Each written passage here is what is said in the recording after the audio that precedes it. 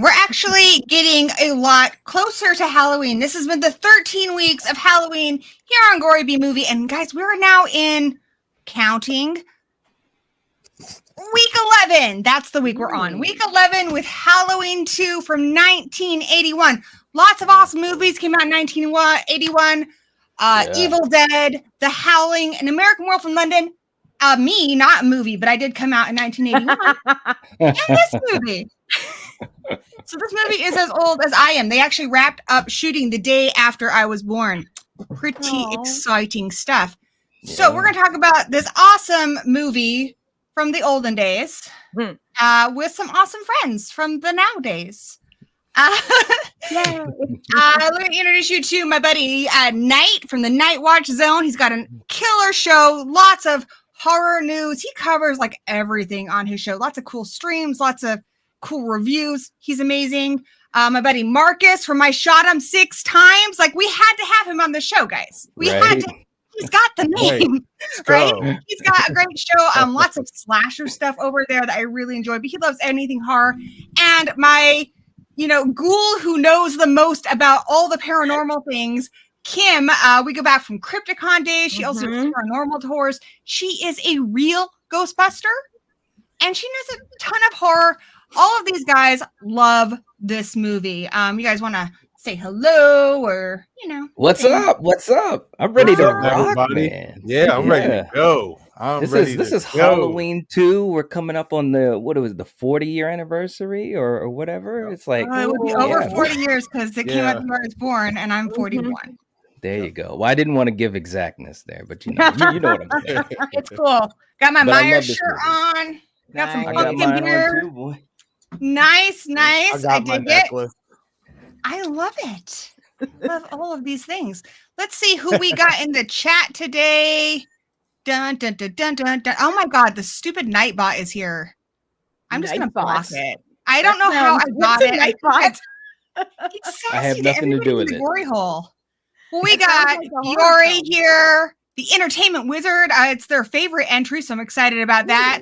My girl Denisha is in the gory hole. My little brother Zigma. Now it's Darkest here, and Jason Dyer. Yeah, we've got a great panel here tonight. So, as you guys know, with this series, what we're really trying to do is celebrate these movies, because with Halloween, it's such a diverse franchise. There's so many different entries. And the cool thing about it is every single one of these movies is somebody's favorite of the franchise. In fact, my buddy TC was just here saying that this is his favorite movie in the franchise, even above Halloween 78. Ooh. So that's what's really fun about this. So we're celebrating these movies, and I specifically pick people for each panel where this is one of their favorites in the franchise. So guys, why don't you tell them like your history with this movie and why this movie means so much to you? Or what you like? I'll start off. This was the first Halloween I ever saw.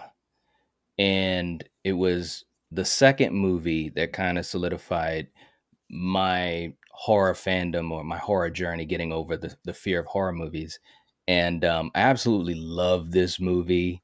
It's just fantastic in so many ways, and Loomis. I mean, it's just so many. We'll talk about all that stuff, but I love this movie so much. Donald Pleasance was, I mean, he's always been a gem in these movies, but definitely in two, man. I was just like, all right, all right. So I love this movie. Yeah, I have to agree. Obviously Donald Pleasance, brings the heat every time, and any Halloween movie that was released, he's that guy. But for me, it wasn't just Donald Pleasance. It's very rare where you find a sequel that not only lives up to the original. Some people obviously like it better. Me personally, I don't. But it's very rare where you do find a sequel that is just as good as the original, and it keeps that consistency that we knew and loved from the original classic. Yep. Well, and I'd agree with that. I think one of the reasons I've always loved this movie is that where the first one for me is very much a movie that I always need to watch around Halloween, and I have always some kind of like traditional viewing. If it's playing in theaters somewhere, I'll go see it in theaters. Halloween 2 is one that I'll watch throughout the year, is like kind of comfort food movie. It's where the first one has all of those, just those quintessential slasher beats, since it is one of the founding slasher films. This one, you still have all of that. It's still honoring all of the slasherness, but I love that it's both an extension of the night, but then you're traveling to a new location. You've got new characters that have been involved, new people that you're caring about, but then you still have you've got Laurie, you've got Dr. Loomis, you've got these people from the original that are still anchoring it, so you still feel very much like I'm here, I'm in this world, I've got these people I like, but we're expanding this universe for the first time, which I think is really cool and special. Very good. I really love all those answers. I didn't see Halloween 2 until long after I'd seen the first one, but I think what I like about it is it does feel like it's like an extension of the first one. So you get even more of the first one, and we all love that movie. And for me, like when I finished watching Halloween, if I got a couple hours to kill, I'm like, well, let's throw on the second one. It's so easy to just go right into that one. It's so perfect for like that marathon night. So like it's Halloween night, kids are trick-or-treating, and those are like my two go-to, like throw them on because I've seen them a billion fucking times. I love like what Knight said. I love how fucking crazy Loomis gets. Like some people are like, oh, he gets crazy in part 5. Kim, we talked about that. We did. No. This is where it starts. This is crazy. Like, if I'm committed to this franchise, I'm just gonna go and I'm gonna have a fucking blast. He did too, man. I mean, right off the bat. Like, yeah. Telling you. I love it though. I love it. And it's funny too, because it falls in line with the fact that being around Michael for that long and being so consumed by him, it literally affected him.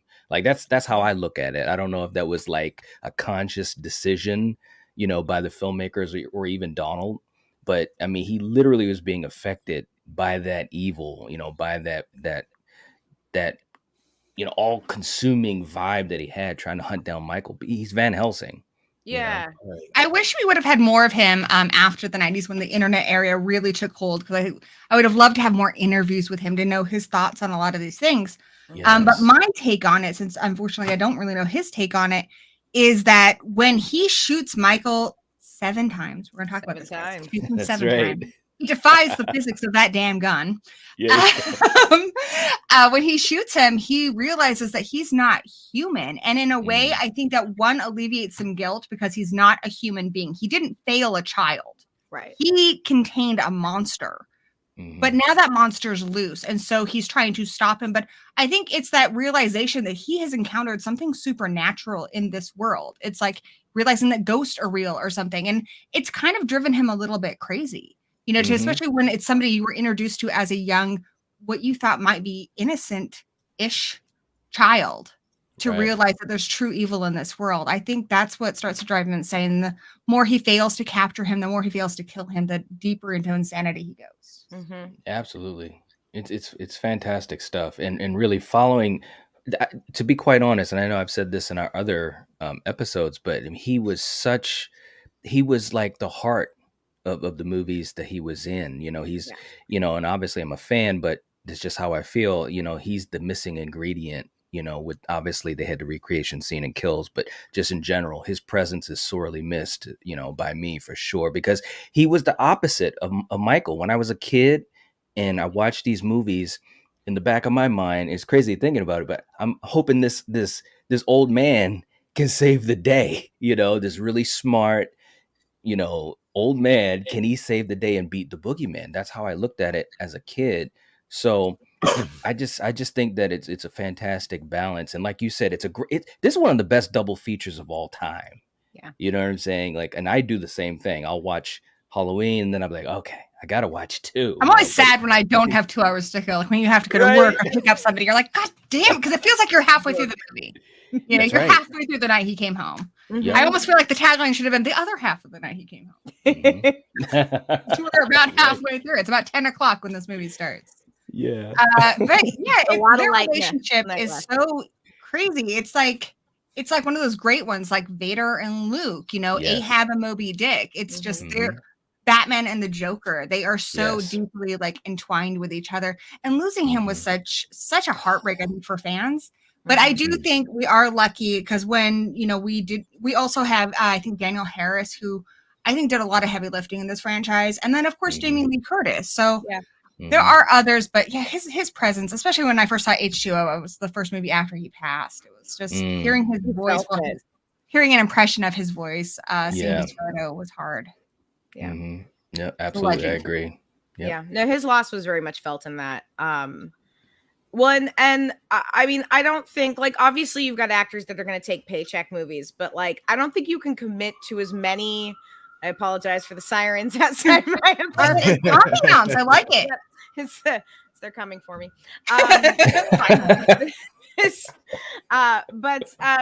No, I mean, you as an actor, you don't commit to this many films in a franchise if there's not a part of you that very much believes it and feels for it, because no matter how good the money might be, because at some point you're like, this isn't worth it. Like this is I feel like very much him believing in the story, believing in, and again, having a good time. Like, when else do you get a chance to say some of the batshit lines he gets to say? Yeah. And I imagine when you're Donald Pleasance, they're just like, you just do your thing.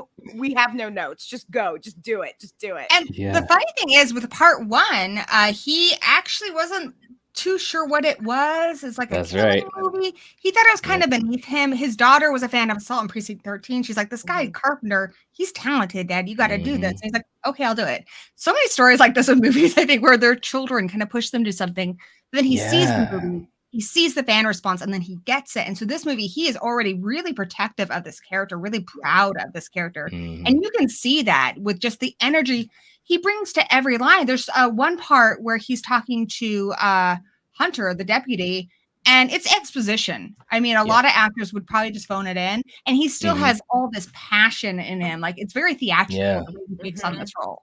Yeah, that's a great word, theatrical, man. Because like when he speaks, you just I kid you not, and I know I'm a fan, but seriously, as a little kid, 7 years old, I was just attracted to this guy, the way he said his lines, the way he carried himself and everything. And I was scared of horror movies back then. So it's like everything should be like, no, I don't want to watch this shit. But he was a character that I just totally keyed into, and he was very theatrical. He's such a talented actor too, man. Like in all of his roles, and he's done so much. He had done so much film, but he's just always a standout, And that was one reason that Carpenter, because they wanted to get Peter Cushing for the role. They wanted Christopher Lee. And it was the producer, Yavins, who actually, this was his last one he had any kind of involvement, and we'll talk about that in a little bit. He was like, if you get Christopher Lee, you're going to get a Hammer film. That's what you're going to have. Right. This guy Loomis, he saw him as a villain in something. I've never actually seen the movie, but he's like, this will be its own thing, and you want it to be unique. And so it was actually really good advice, I think, because I think, when I see Christopher Lee in something, it does feel like a Christopher Lee movie. He just has such a presence, and he's so recognizable that I think he would have maybe changed the way we saw that film. I would agree with that. Yeah, there's a very specific association with him, and I mean, in some ways, Donald Pleasance, you know, he's another actor that was trained theatrically, and I think you see that with a lot of those actors of a certain age. Their training all started in the theater, and it very much shows in how they approach language, if nothing else. The manner of speaking when you're a stage actor is very specific, and a stage actor of a certain generation is a very specific manner of speaking, even when you make that transition to film. And he definitely carries that. There's that gravitas to it, and that very specific manner where you just you have to listen when he speaks. You have to listen. Yeah. He does that so carefully. Like he speaks very quietly at first, where you're kind of leaning in, and then he shouts in your ear, like, "The evil is coming." I shot him 6 times. Tell the sheriff I shot him. Tell him he's still on the loose. Oh God. Okay. Hey, Mummy B Movies here. By the way, guys, she is feeling a lot better this week. She's been home from the hospital, so she's doing great. Also, Cal L here says he likes Halloween 2 over the original. So there are a lot of people who do, you know, which is really what's so cool about this franchise, guys. There are people who like Resurrection over the original. I'm not that person, but I love that those people exist. I love that you guys are out there. You guys keep this world interesting. Right. I love it. I think we need to embrace the differences and stuff more, especially with all the feedback on ends. Just, you know, embrace it. It's okay. It's not for you. It is for a lot of people, though, and that's cool. I think it's true, especially in this movie, in Halloween 2, even in the original, but I think even more, just a tick up in Halloween 2, Loomis made you believe that mystique about Michael Myers, that he isn't human, that there maybe is some type of supernatural being inside this person. You know what I mean? He really made you gravitate towards that, even if you knew in the back of your mind, okay, Michael is a human, just somehow he's able to take all this punishment and keep it pushing. He made you believe there was a supernatural being inside of Michael. And like Knight said earlier, that element, you know, that element is sorely missed in the newer trilogy. It really, really is. There's something about Loomis too. He says that Michael is without compassion, without feeling, but in a way, he is that other side of the coin of Loomis. Loomis doesn't have much compassion in this movie. I understand where he's coming from. I think we all do. Brackett in the first movie doesn't really believe him that Michael is this serious of a threat.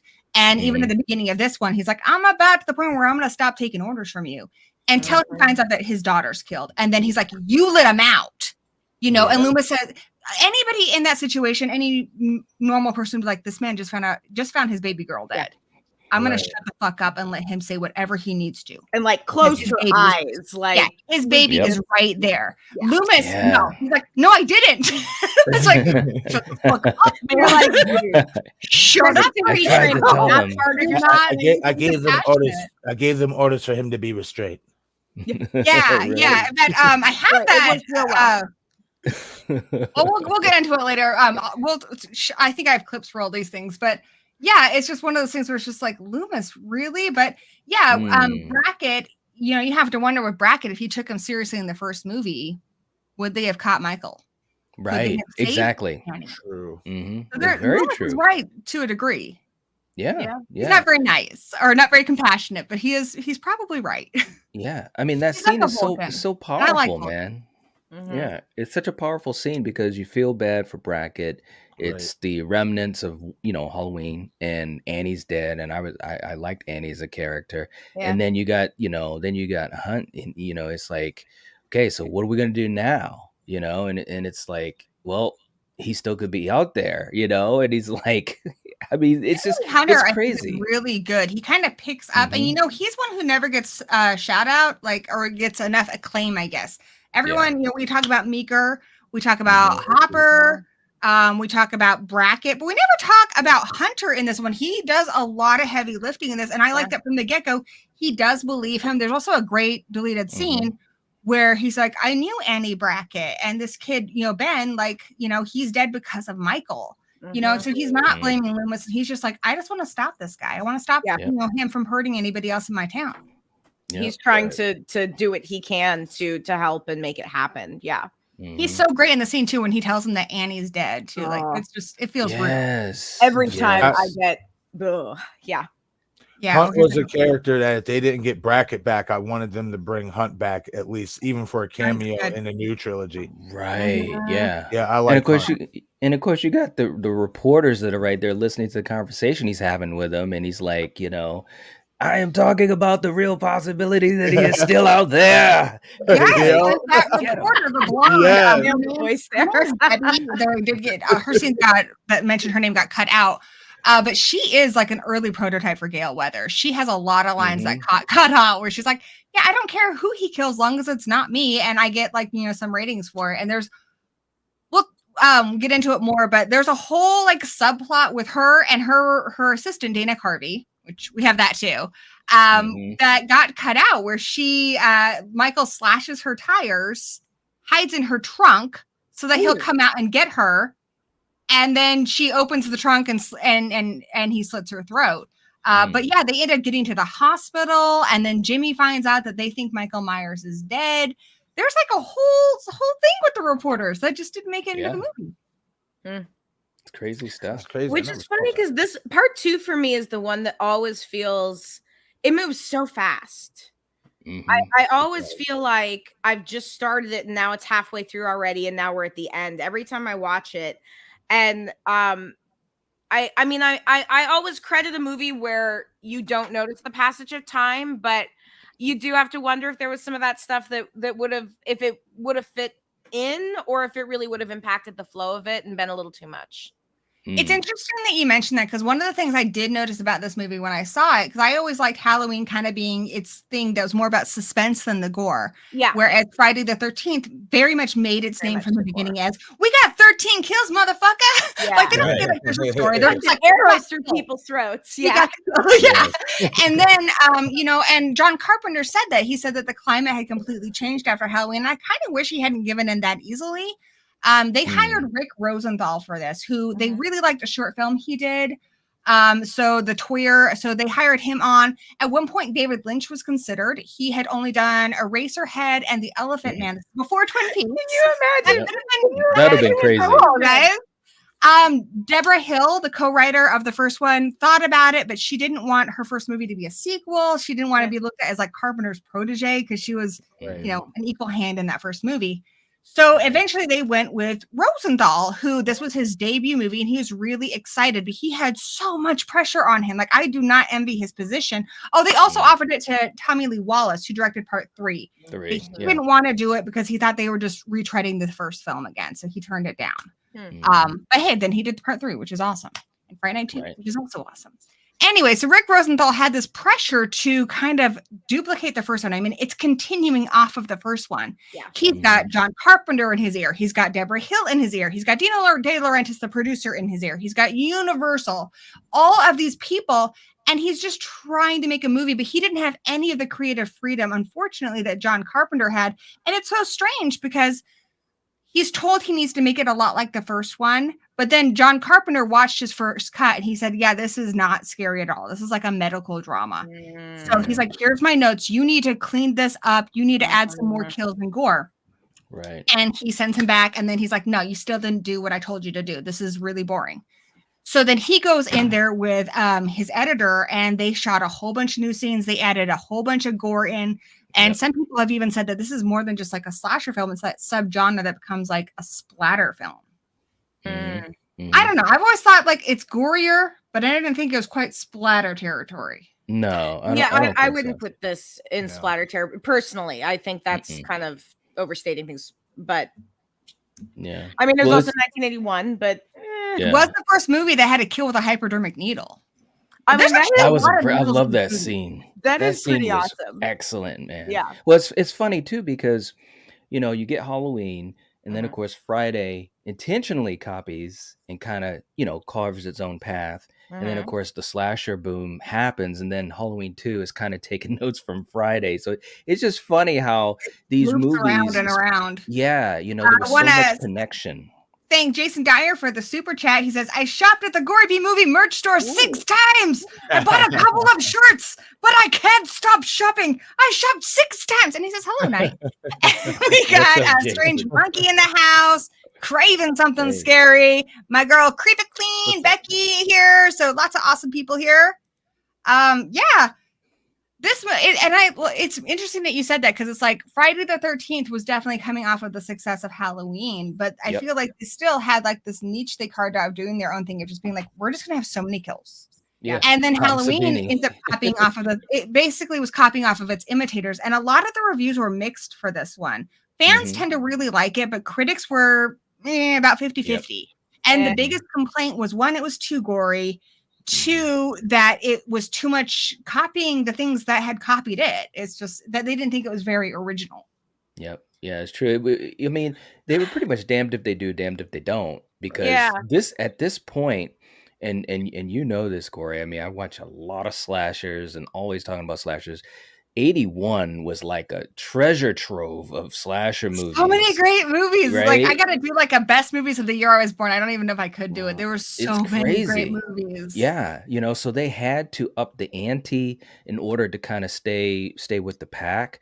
But at the same time, one thing I do like about this movie, it still, at least to me, still had some of that 78 vibe as far as, taking some time, having some tension. And of course, the finale is just, man, that scared the shit out of me as a kid, man. I was like, oh my God. And of course, the hospital's the emptiest hospital of all time, so everything. Always, the devil's always. Exactly.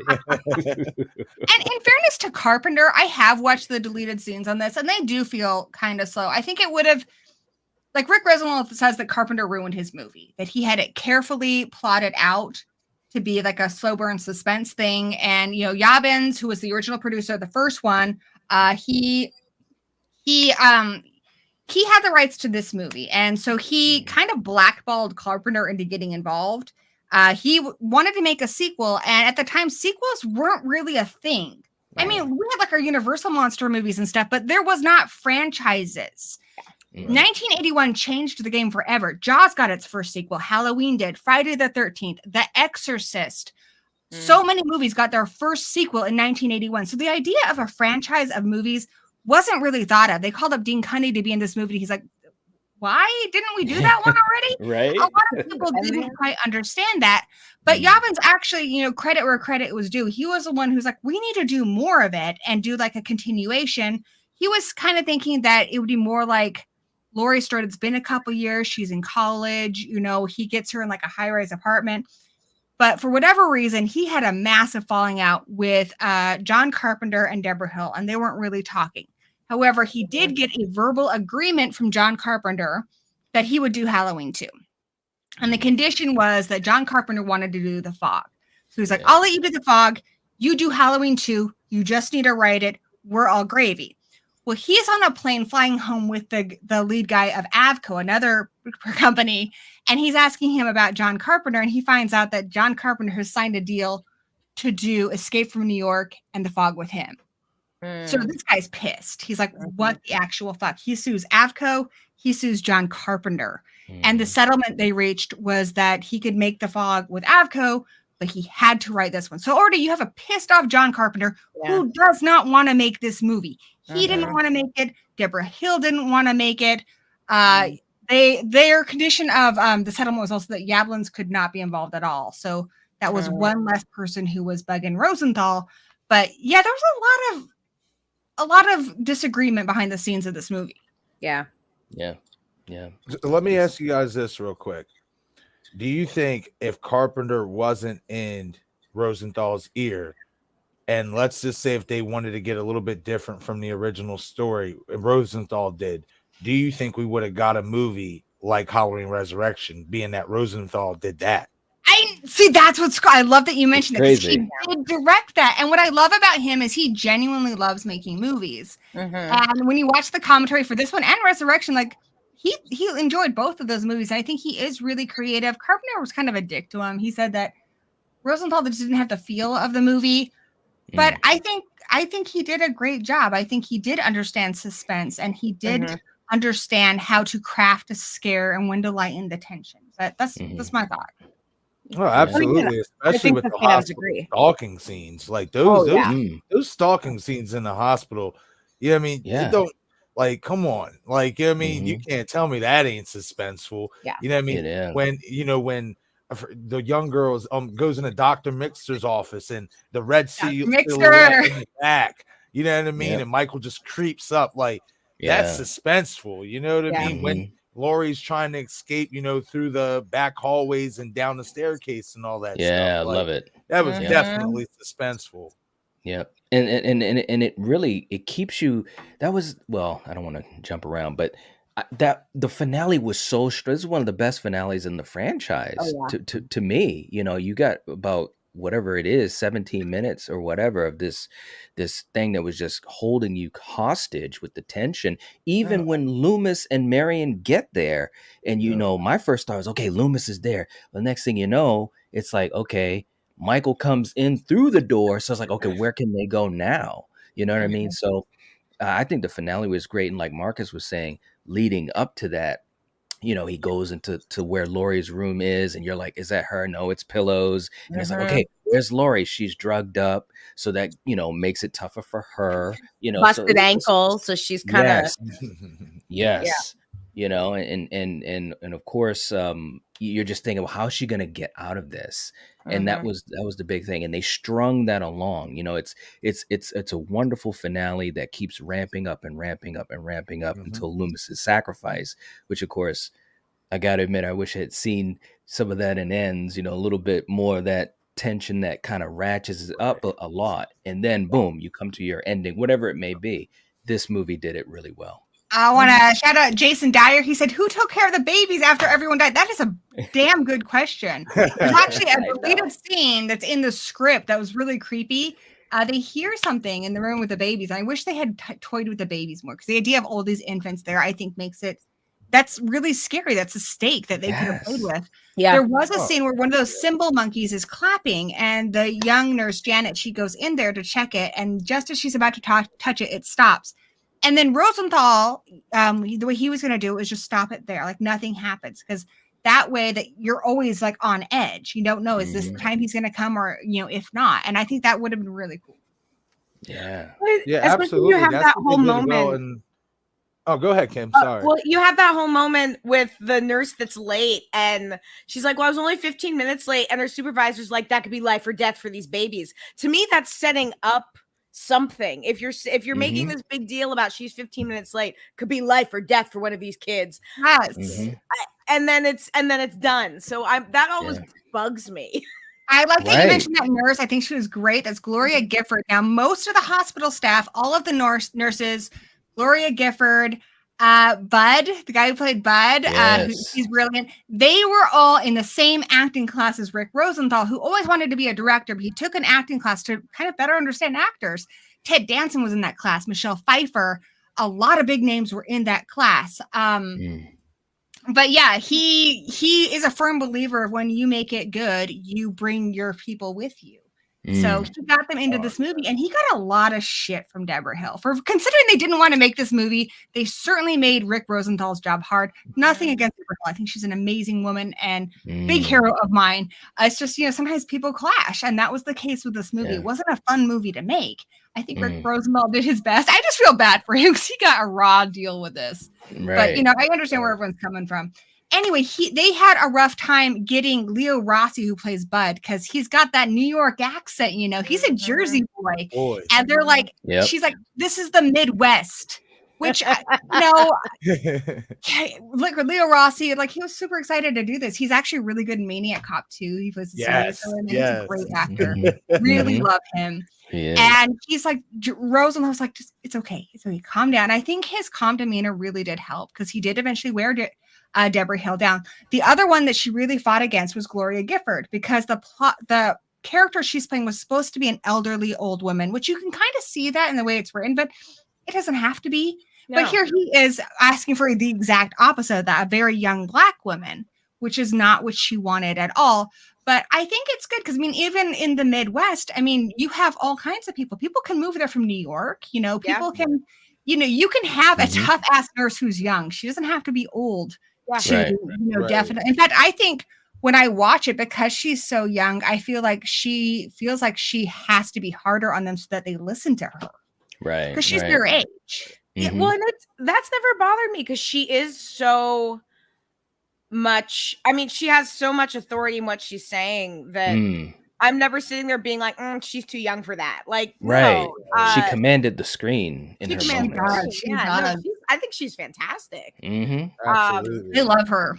When I always remember her scenes, that's part of it. Yes. Is that she very much stands out, and I think that's one of the things I also really like about this movie is that there's all these great little side characters who have these detail. I mean, two of my favorite side characters in this are the mother and son with the son and the razor blade, which has nothing to do with anything. But I love that bit so much. Right. It's so alarming too to see that razor blade. Yes. It's also because that's never actually happened. The only children who have ever been poisoned by their candy was actually their own parent. Their dad, yeah. There was a dad who did it, which is disgusting. But actually, still never razor blades. He used poison. It's an urban myth. Yeah, it's an urban legend. But fun fact. John Carpenter and Deborah Hill wanted that in there because it was setting up this anthology idea they had. So this was like a story within a story that had nothing to do with Myers, but was scary. It was the horror of Halloween, of this holiday that's supposed to be about kids and fun and candy, but there's a darker side to it. And this was the introduction they thought of, like, let's throw them a little bit of anthology. There's another story alongside.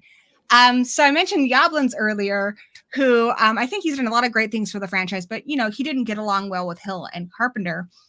And not too long after he won his settlement, he got a call, which is so funny because I mean he sues these guys for this franchise. He gets a call from Dino De Laurentiis, who you guys remember from last week's show, Halloween 3, the producer of that one. He loves Halloween. He's like, I want to buy it from you. And so Yablans thought he was getting this great deal. He had this huge amount of money to get this, and it's supposed to be just one more movie. So he thought he was making bank, and he says it's the worst decision he's ever made in his life. Lost control of the franchise. He could have made so much more money, but everyone thought that this was the end of it. Like Knight said, at the end of that movie, you know, Carpenter would tell people, Loomis, Michael, blown to bits. We're never seeing them again. Yep, we're done. Something else is the mask. So the mask looks a lot different. The two masks that used in this movie, the one hero mask that's mostly used in the film, had been in Nick Castle's back pocket a lot. It had been kept in a shoebox under Deborah Hill's bed, and she's a smoker, so it was discolored. Also, Dick Warlock, bless his heart, has a different shaped face, so it fits him a little tighter because he's got more of a round head. And then Nick Castle had his mask, which is the one that he said they could borrow it. Yeah, they burned it. So sucks to be Nick Castle because he wanted that back. Right. Yeah. So, damn it, I was going to say also that. Anyway, so they had, I remember, they had wrapped the film, and Dick Warlock said, can I keep the mask? And they're like, you can keep the cover of the mask. You want it, you keep it, honey. They really regretted that decision when Halloween 4 came along, and they didn't know what to do with this mask.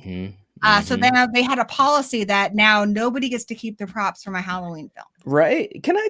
And you know my affair with the mask in this franchise, and so does Marques. All I gotta say is this, man. It just kills me that this whole mask charade throughout the whole franchise until probably why like is it Rob this Zombie. hard? It's like, guys.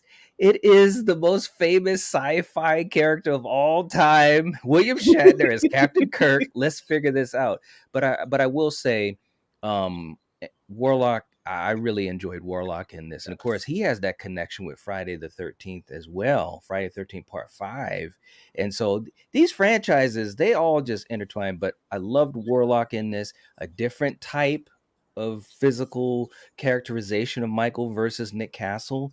But for some reason, it's even to this day, it's just never bothered me. I just kind of accept it as it is, But yeah, that mask, gosh, tell you. I think it still looks pretty good in this. It does look creepy. It does look worn. It doesn't look like something you just took out of a hardware store, which I think makes it a little scarier.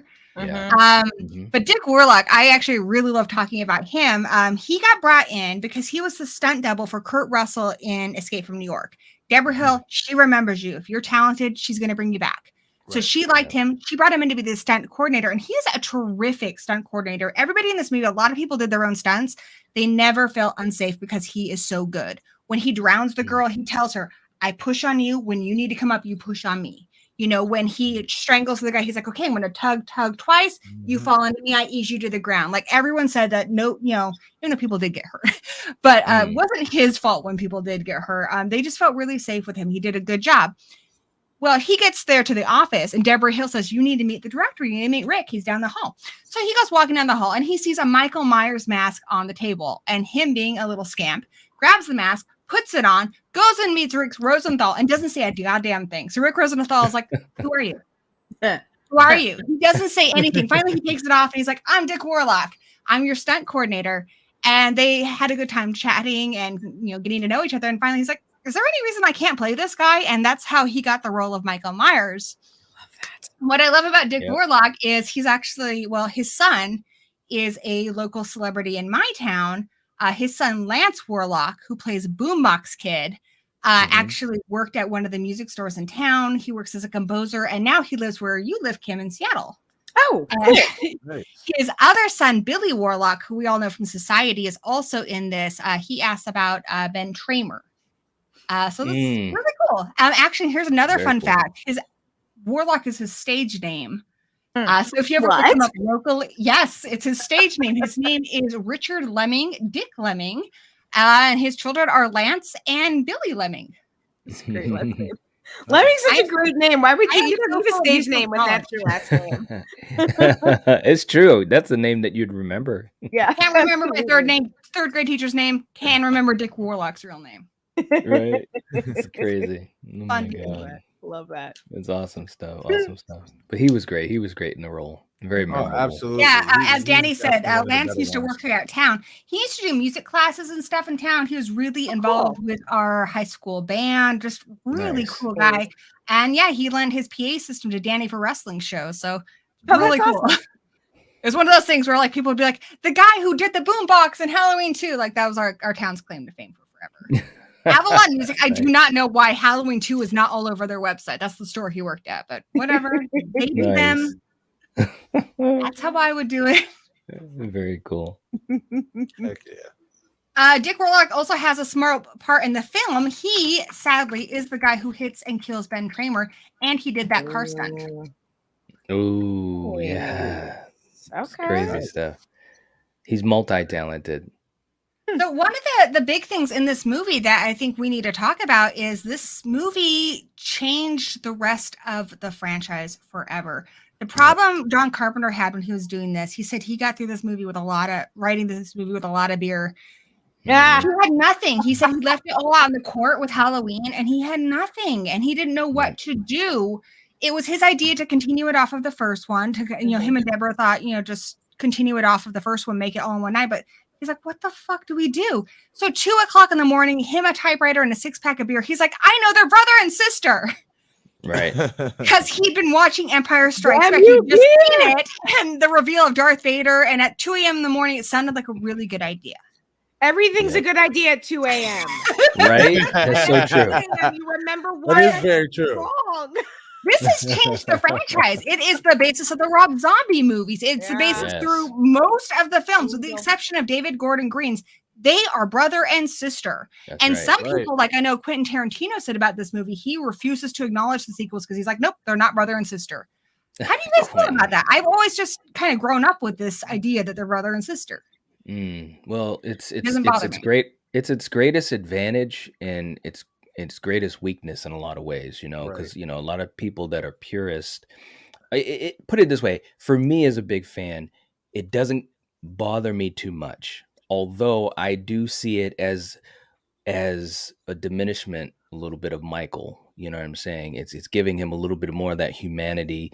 It's giving him a little bit more of that reason to not fear him as much. But I get it.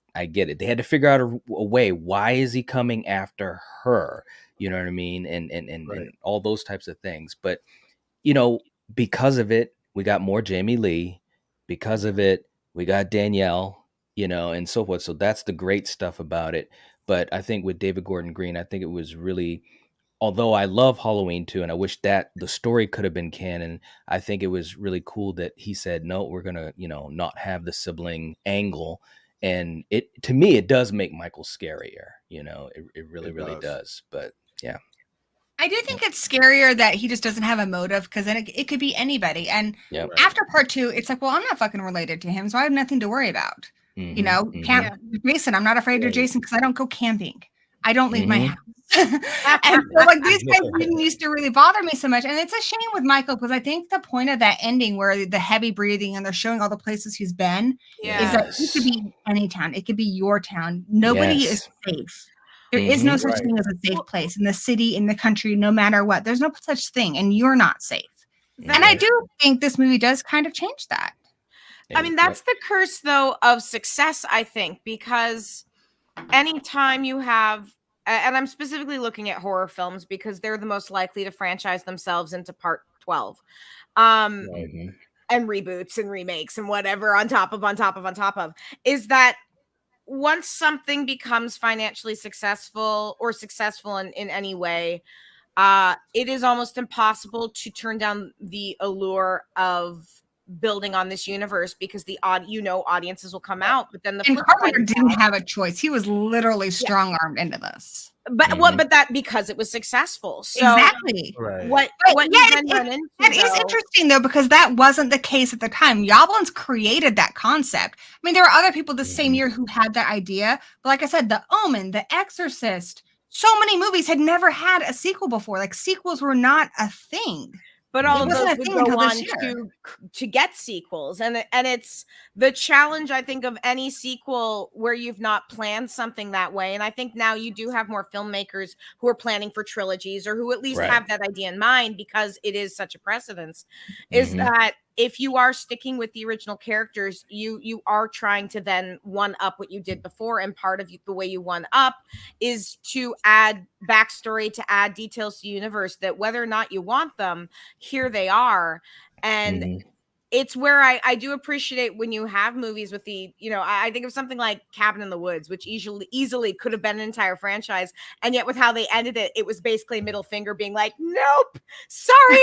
Because I still think that there is something scary about this brother-sister thing, though, because from what we understand, I mean, Laurie was fine. Judith seemed like a normal teenage girl.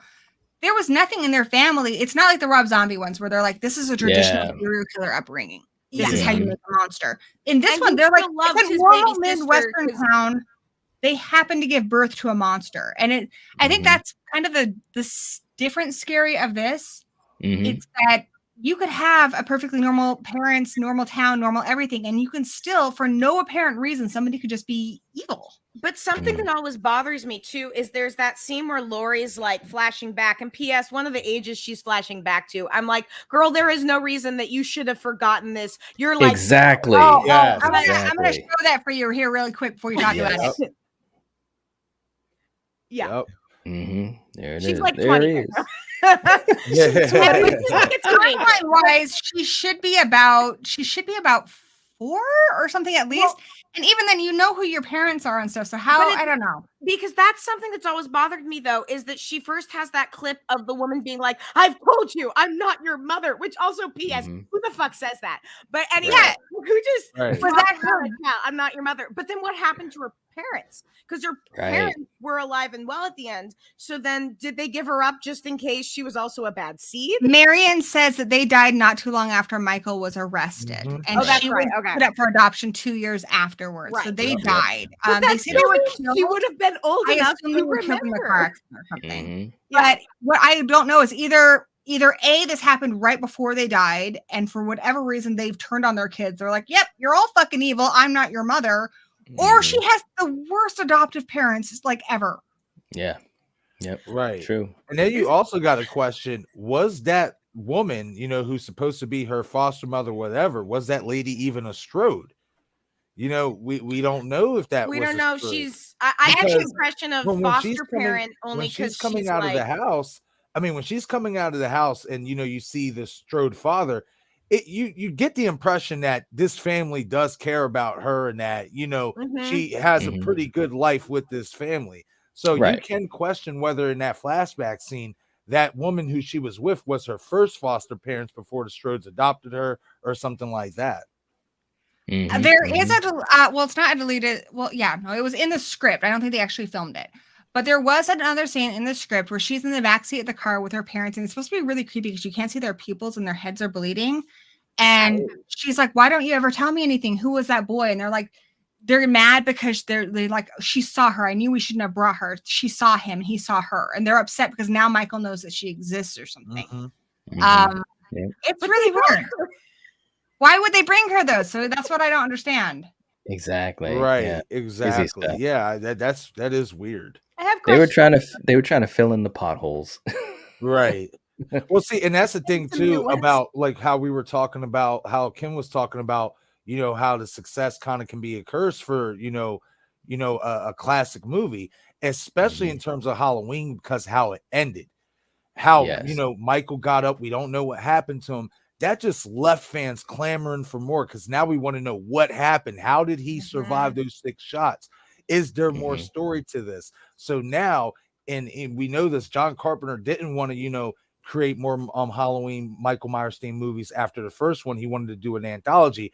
Well, because of the success and all the money it generated, now you got to not only bring the character back and bring the other characters back that people know and love, but now you got to fill in the gaps. And the one thing Rosenthal kind of did wrong, and to a sense, in Halloween 2 in general, is it did humanize Michael, because now you gave him a motive. Now you gave him a motive for why he's coming after Laurie, to where it with something that David Gordon Green did do well in 18 and in Kills, there was no motive. He was a killer without a target. He's just like Lonnie says in Halloween Kills. He kills, then he goes home. But I think we also lose something there too, because I do like the relationship between Laurie and Michael. Like I liked it in H2O a lot. Yeah. Yeah, I think anybody who's had, I think everyone has somebody in their family who is got problems. And you have to wonder, like, am I okay? Because I share DNA with them. There are people who have parents who have been serial killers and stuff. And I know they have to wonder, is there something wrong with me? And that's what Jamie Lee has to deal with. Also, the fact that he tried to kill her. Right. Something real quick. You think your siblings are messed up? Something that Haunted by Horror said in the chat. He says maybe she has dissociative amnesia. Yeah, I saw that. Due to trauma. See, that's the thing though. She knew nothing about Michael, so there would be no reason. I mean, other than maybe the trauma of not knowing much about her parents. I mean, maybe he's older than her though. Yeah, she should remember him, unless like trauma made her block it out. Right. That was like the only way I could make sense of it over the years, was that she must have blocked it out, Of course, they were just trying to fill in the potholes. But to me, as much as that was like a really, jumping the shark type of stuff, the good news for them is they got Donald Pleasance back. This was a straight continuation right after 70. I think that really helped things a lot, because you're following right off of 78. Rosenthal, purposefully tried to have that Carpenter-esque, vibe throughout the movie and so forth. So you really felt like you were watching one whole story. So especially as a kid, it made me buy into the brother and sister thing a lot easier. You know what I'm saying? So it's really interesting stuff when you think about it and all the behind the scenes. A lot of sequels would have fallen apart under the conditions that this movie had, I think a few of the things that help this movie is it does have a lot of tie-ins to the original. One, we do have a lot of the same people who have come back for this. Two, I like that they did something different, but they did open with the jack-o'-lantern. This time it has a skull inside of it, which I love that. And then we have, like the first one, a first-person point of view shot from Michael Myers as he's in the back alleyway, just like in the first one was him as a young boy. The other thing I think that helps a lot is Dean Cundey, amazing cinematographer. He worked on part 1, and he actually, he's gone on to do amazing things, guys. He did Jurassic Park. He's done amazing things. And he turned down Poltergeist to do this movie, which would have been, really, really lucrative for him. But one, he felt loyal to Carpenter and Hill, who gave him a shot with the first one. And two, because he had been offered another job, he got a significant salary increase. But I think that was a smart decision to lock him in, because that really helps make the look of the two movies kind of blend a bit. They have a similar look and feel. Absolutely. Mhm. Yep. No doubt, no doubt. Dean Cundey's amazing. It's just amazing stuff. I mean, and he enjoyed, his work with Carpenter and those guys. He enjoyed working on, The Thing and Escape from New York and The Fog. And it's like when you watch those movies, and I love all those movies, but his presence is strongly felt in all of those movies, just beautifully shot. And Mhm. hearing him talk about it in interviews, it's just amazing stuff. Just the creativity, because he talked about how they were learning how to do things as they went along, like Mhm. lighting the mask a certain way and all that type of stuff. And I'm just so, it just boggles my mind because it's so creative to be able to do that back then when there wasn't any CGI, and Yeah, they were actually he's a master. they thought about experimenting with some other stuff too. There was talk of doing this in like 3D, but they couldn't afford it, and they knew that this was going to be a lot of night shots, so it wouldn't work really well. Mhm. But they were willing to try a lot of different stuff, which was cool. I mean, like with the first one, when they used the Panaglide, the Steadicam, like that was new stuff, and it worked out really well. So I like that, Dean Cundey is always willing to try out something new, something different if it's going to make his craft better. Right. Yeah. Absolutely. Mhm. He definitely captured the feel of what Halloween night especially is supposed to feel like. You know what I mean? Especially with the lighting and just the, Michael in the background in the original one when he's looking, Tommy's looking out the window and you see the shadow of Michael. Just like everything is shot so well, like everything just captures the feel, like that spooky feel, like, oh crap, it is Halloween night. The ghoulies. And I'm glad you mentioned that. There's like other shots too that remind me of shots from the original, not to the extent like some of the newer movies. I feel like they always do the sit up and the head tilting. Like, okay, I get it. Yeah, those were great parts of the first movie. I remember them too. We don't need to beat that dead horse. We do it every time. We don't need to do it. Those are the two that it's kind of like when a werewolf movie uses a character with the last name Talbot. It's like, okay, it was cool the first few times. We need to rest it, guys. We need to rest it. But there is one kill in this one, and this is before these things had been kind of done to death, where he comes out of the darkness like he did with Laurie in the first one. So I'm gonna play that for you guys because I just think it looks gorgeous. Thank you. Yeah.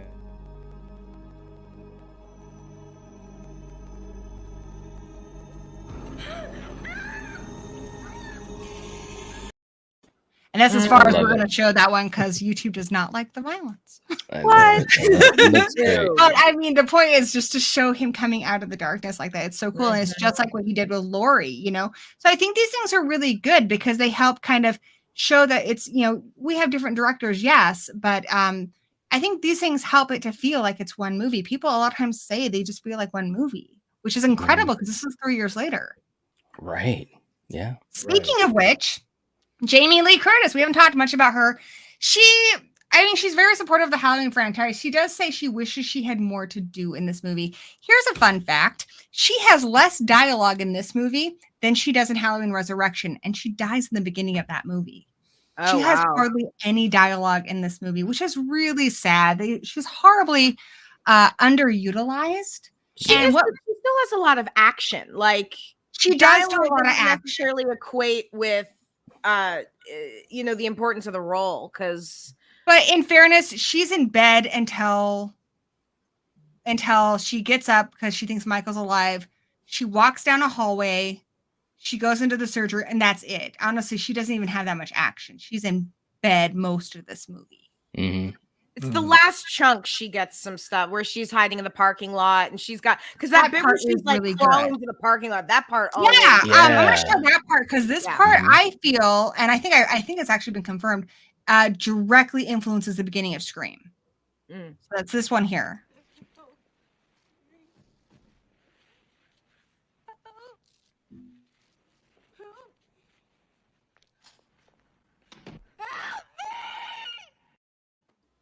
It's just like when Casey Becker is trying to call out her parents.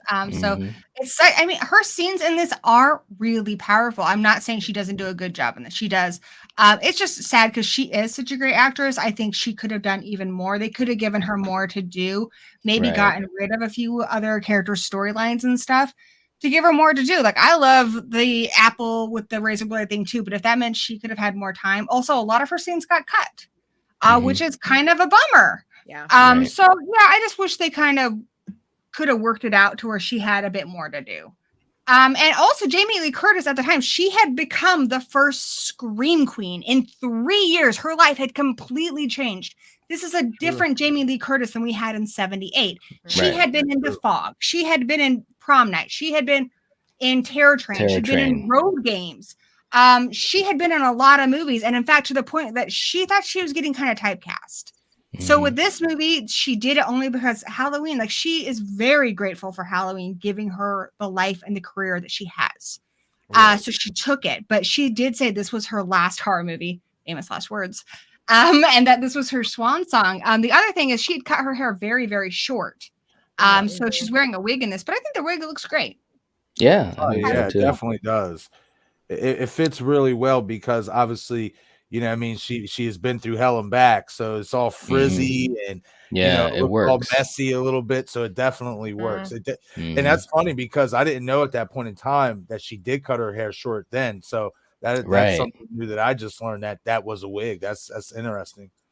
And it's funny too. I hope if I ever spend a night being terrorized by my crazy brother, sent to the hospital, had surgery on me, I hope I look that fucking good. He looks so beautiful in this film. I'm going to show you guys a little clip of her flirting with, we're going to talk about him in a bit, Lance Guest here. She's just so cute. Look how beautiful she is. Like, that's not even fair. I mean, she was like got the cute EMT flirting with her, and that's not going to happen if you're still not bringing something. I know, though. Like, I'm gonna go. Yeah, I know. He's like, I'm gonna go grab a Coke. I'm like, yo, you got the moves, bro. Talking about that Coca-Cola. Some more little kind of fun things that happened because of this movie. Because the beautiful thing about these franchises is like behind the scenes, like these are real people who make these movies, and how it impacts their life, I think, is really special. Rick Rosenthal was dating Nancy Stevens, who's Nurse Marion. That is still his wife today, which I think is really amazing and wonderful. Jamie Lee Curtis was dating one of the guys behind the scenes. However, she was on the same softball team as Leo Rossi, who plays Bud. He introduced her to her husband today, Christopher Guest. Yeah. So that's still going on because of this movie. I feel like there was another one too. Oh, and Lance Guest. So Lance Guest is so sweet in this movie. His big curly mop of hair. And he's very determined to do what he wants to do. He thinks he's going to protect her, bless his heart, because he does a horrible job. It's not good. But he's so earnest. He's so sweet. He continues to act to this day. He was in Late Phases. If you guys haven't seen that, I recommend it. But Nick Castle, obviously, he's paying attention to this movie because he was the Shape in Part 1. He didn't do this movie because he had started acting and directing. But he was so impressed with Lance Guest in this movie that when he directed The Last Starfighter, he insisted that he get Lance Guest. So the whole reason he got that part was because of this movie. That movie also had Cochran from Halloween 3 in it. So great film. And O'Hurley. Love it. Yes. Nice. Can I, to me, and you gotta love Lance Guest in this movie. He definitely did a great job in his role. You know what I mean?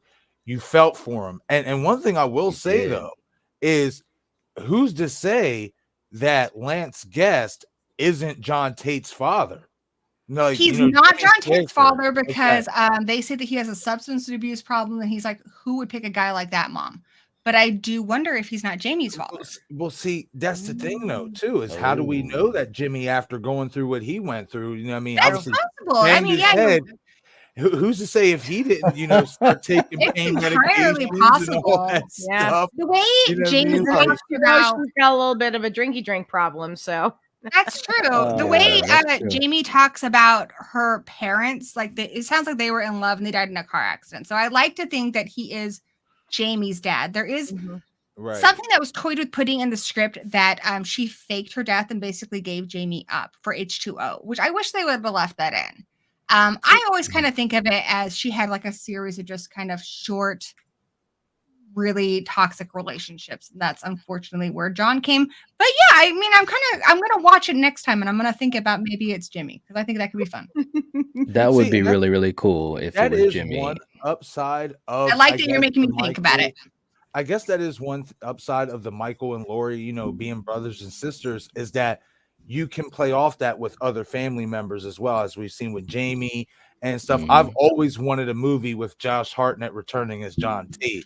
Yeah. You know I what would mean? love that. Right. You know, I would and love that so much. And I want that would really be Danielle cool. Harris back too. She Yeah. is so passionate about She horror. is. She is Yeah. passionate about this franchise. In fact, she said when this one came out, who wants a sequel to Halloween 4? Like, let's give it Right. to her, you know? I think that would be a and see, great and that's the beautiful way thing for them to too, do it. is about you know, bringing Danielle Harris back. Is if you really wanted to, if it make it some type of epic Halloween movie, you could have both John Tate and Jamie Lloyd in the same movie. For the simple fact is, if Laurie Strode faked her death, you can use that to your advantage, you know, in terms of Halloween 4 storyline. Jamie didn't know her mother faked her death. You know what I mean? So obviously over the years, you know, maybe Jamie's in the unknown, but John knows a little bit more about this situation. Here's Michael's back or whatever, this and this and that. And then he goes to find his sister and be like, look, this is who I am. This is what's happening. This is who our uncle is. And yeah, let's get These it. things do happen. My family's very small, but my husband's family, Danny Horadix in the chat here, he has a massive family, and we have new aunties that I guess his dad had put up for adoption, and they just found them, you know. And so I think it's entirely possible that John is out there, that she faked her death, that Jamie is out there, that she has tried and tried and tried to start over. And I think maybe what if she did try being normal and being a teacher somewhere and had John and you know, he's an adult and they had a bad falling out and they don't talk. Or what if before that, you know, Jamie, she had to fake her death, you know, she thought that she was actually doing more harm than good for Jamie, you know. And then with Karen, she's like, I already had to give up 2 babies. I'm training you for war. You know, you entirely could. I was actually bummed that Danielle Harris didn't show up at Karen's funeral in this movie. Like, I was wondering if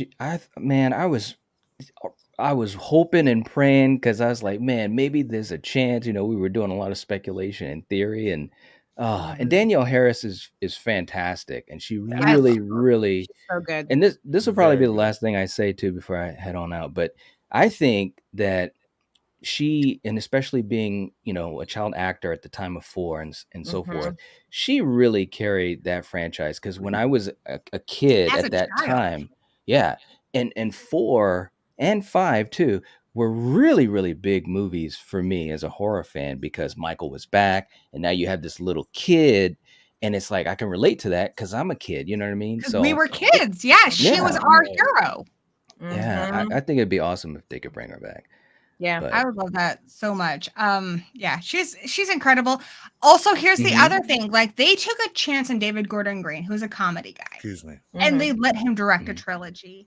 They've taken a lot of chances on new directors. She is a director. She is passionate about this franchise. Let her direct a trilogy. Let her do the next one. Because there will be a next one. Let her star in it. Let her direct it. She has more passion for this franchise than anybody else alive. And I'm including Jamie Lee Curtis in that. Jamie Lee Curtis respects it and loves it and is a big part of who she is and who she's become. But she's not a horror movie fan. Right. You know, Danielle Harris is. She breathes horror. She really she wants does, so man. badly That to come alone, back into it. So let's give it to her. Let her direct, man. I agree. That I think alone the just question gives we her. should be asking ourselves, though, is that, I mean, we know there will be another Halloween movie. Yeah. But will it be Michael Myers, or will it be somebody else taking shape? I actually want to hear your thoughts on this, because I Come love on. Halloween. Come on, man. Maybe, All right, well, hold on. I Before love you the guys dad go joke. Maybe it's because I've been doing these Halloween reviews every week, but I need a break. I need a break from Halloween for a while. Like, give it a few years. Before you guys go down this weird road, I'm telling you, I'm taking shape. I got to get going, though, guys. I hate to say it. Knight, but- you are incredible.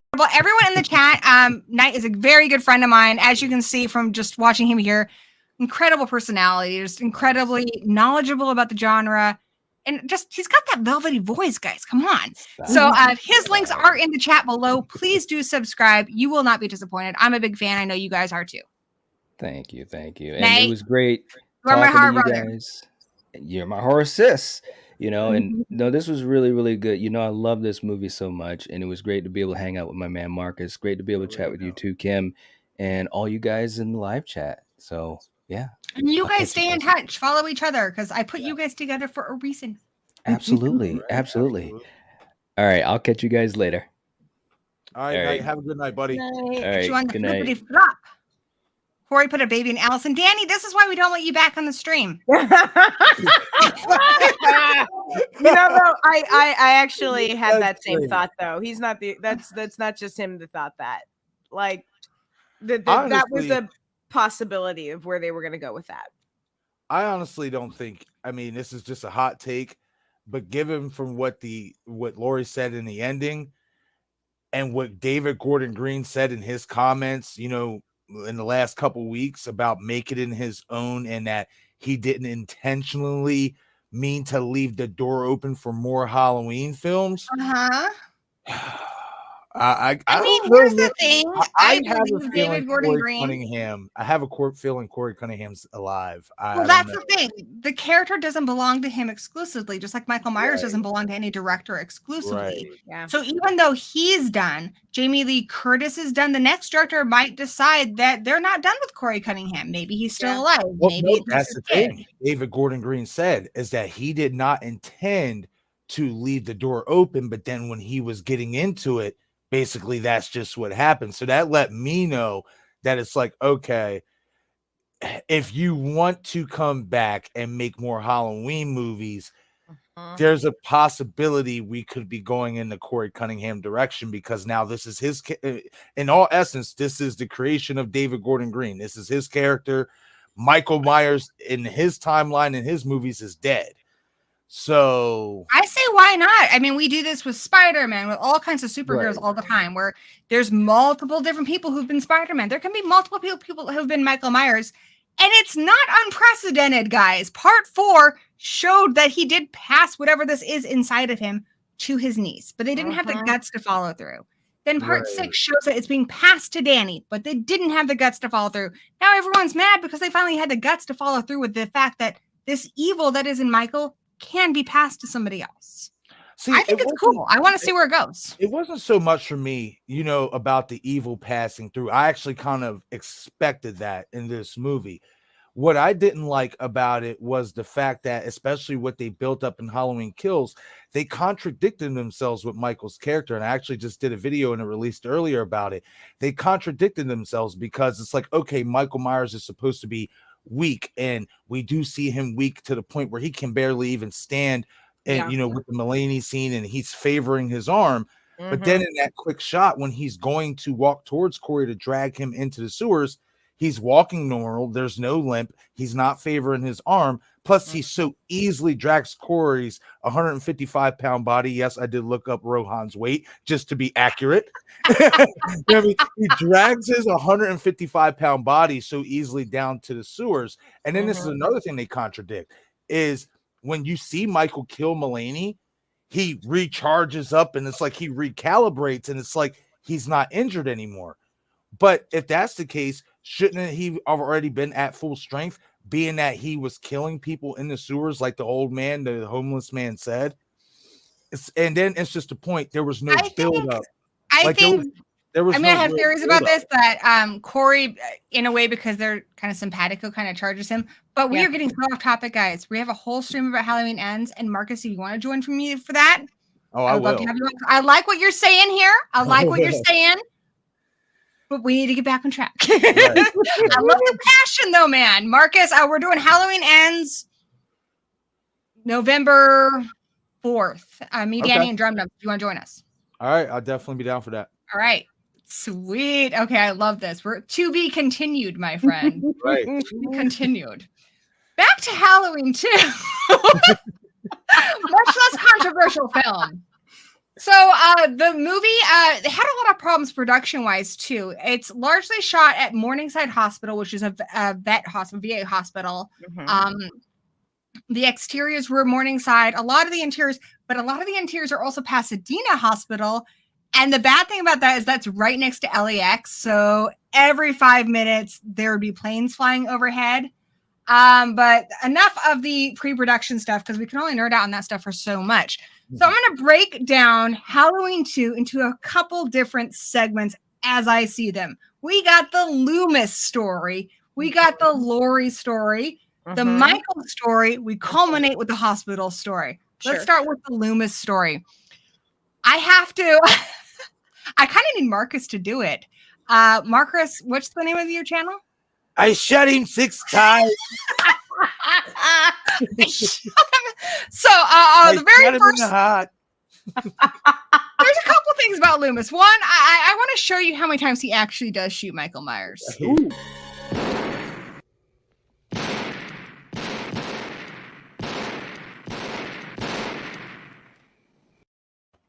Now that gun only has 6 shots in it, but here's my thought. Loomis, like Michael, is a little supernatural. Right. And just like I've seen movies where people have leg guns and chainsaw arms, I gotta believe that Loomis can make magic bullets happen in guns. Absolutely. Kim, I knew you'd back me up on this. This is why we're friends. This is why I'm we're down friends. with it. Right, Marques, you can be part of our group now. Actually, I kind of love that for the first time on the stream in a long time, the ladies are outnumbering the guys. Scared Marques. It's all good. And then, of course, Marques it's got to be your favorite quote in the movie, right? We got to see this. Absolutely. Yeah, here we go. I shot him 6 times. I shot him in the heart. I can't have gotten very far. Come on. I shot him 6 times. This guy, this man, he's not human. Love it. This is a man who is like, I think he can't believe it himself. Yeah. He really can't. And you catch that moment in his reaction at the end of 78 when he goes out the front door and Michael's not on the ground and he's just like, and he just has this look on his face like, what do I have to do? You know what I mean? Think about that. What would you guys do? Well, because it's not like getting stabbed. You can actually get stabbed a lot of times and still function more normal than you should be able to. Right. Getting shot is a little bit that many times. And you know what's funny? I've never actually looked for this. Do we see later on? Do we still see the bullet holes in Michael's? We don't. Not that I know of. I don't remember seeing them. See, I'd have to go back. Let's look at them because you know what? I got a shit ton of clips here tonight because I know you guys like me just enjoy watching them. So let's look for them in our next clip that we show. Definitely. I'm going to show you my favorite Loomis quote from this movie, which is also at the beginning here. I think you guys know which one I'm talking about. Is this some kind of joke? I've been trick-or-treated to death tonight. You don't know what death is. Yep. I had to get rid of the music because I didn't want to get in trouble with copyright. But I love that. You don't know what death is. And then he runs away like a little kid. Fucking kills me. Oh my god. And that's funny that they included that. It is the same guy who did the novelizations. Jack Martin's his pen name. Nice. I think Dennis Etchingson might be his real name. But yeah, that was actually a line from 78's novelization that they really liked. That you don't know what death is, but I love it so much. I'm gonna start saying that to all my like little kid drama students, and they're like, "I need more candy." You don't know what death is, or anything. It doesn't matter what they say to me. Telemarketer, would you like to sign up for this service? You don't know what death is. See, and that's the thing about Loomis, though, is that everything like he says, he makes you feel it. You know what I mean? And that's why he is such a believable character because he just, in his reactions, in the way he words things, he just makes you feel it. Like he puts that oomph into it. You know what I mean? And it's just so believable. That's why I love Michael Myers, but Dr. Loomis is my favorite character in this entire franchise. I love him. Entertainment Wizard, he says we can see the bullet wounds. We'll keep an eye out for that because it's something honestly I haven't looked for, but he is nerdier than I am, if such a thing is possible. So I believe it. I believe him. And I mean that with the utmost respect. So then what happens next on Loomis's thing? So, we saw that he teams up with Brackett. Brackett has a very small part in this movie because unfortunately he finds out that his daughter died. Yeah. But yeah, he he is conflicted because he keeps saying that, you know, he didn't let him out, but obviously he feels responsible for Michael. Right. Absolutely. Mm-hmm. Yeah, he definitely does. I think it's more the fact that he knew what Michael was and he tried to warn everybody and it just didn't work. Shooting him didn't work. So like he's at a crossroads in this movie. Like he really is. Like he doesn't know what to do. He doesn't know what to do about Michael. He feels responsible, you know, to a degree, but he also did his best to warn everybody, you know. And what more can you do when you warned everybody they wouldn't listen to you? You What have more to can wonder you though, do? because people Like, when- always No, go play ahead, things Gory. out in their mind. Like I Right. think when he holds that gun up to Jamie at the end of 4 and he's about ready to kill her, I keep thinking he must have thought, why didn't I do that with Michael Myers when he was a kid? When he was tiny? Why didn't I just shoot him? I think he plays this stuff in his head and he blames himself. Like there's more he could have done when honestly he couldn't have done anything more. Right. He's done more than he honestly legally is allowed to do.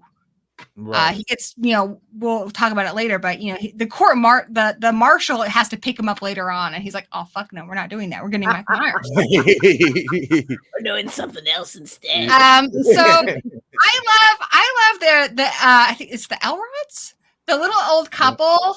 Yep. You want mustard on your sandwich? Mayonnaise?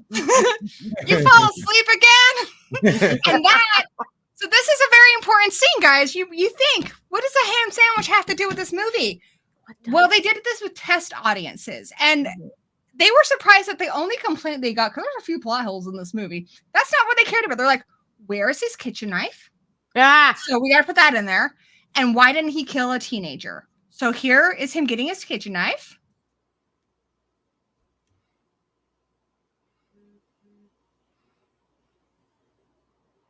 And then, oh God, I hate this kid so much. Like they picked the best teenager for him to kill. So the only reason John Carpenter hates this scene is because he's always said that Michael kills people who get in his way. Don't get in his way and you're fine. No, he goes out of his way to kill this kid, but this kid is a dick. She hears Mrs. Elrod scream. She goes outside. She's like, hey, you know, are you okay? And then she gets back on the phone with her friend and she's like, yeah, she's always picking on her husband. He probably decided to start beating her. Yeah. But see, this is where you got to think though, real quick. If she doesn't come outside to do that, does Michael go inside her house? That's a good point. Was that the catalyst? Yeah. Yes. You know what I mean? I think that was the catalyst. She could have distracted him from killing the Elrods. That is true. And that's why he got pissed and came after her instead. And I have to show you guys this kill, which luckily is not super bloody because they don't show anything. This is my favorite kill in the movie. And I'll tell you why it's my favorite kill. Why, Gory, is this your favorite kill? And it doesn't even show anything. Because I love how he jumps up like he's in a cartoon. You guys got to check this out. Watch Michael Myers jump up for this kill. It's hilarious.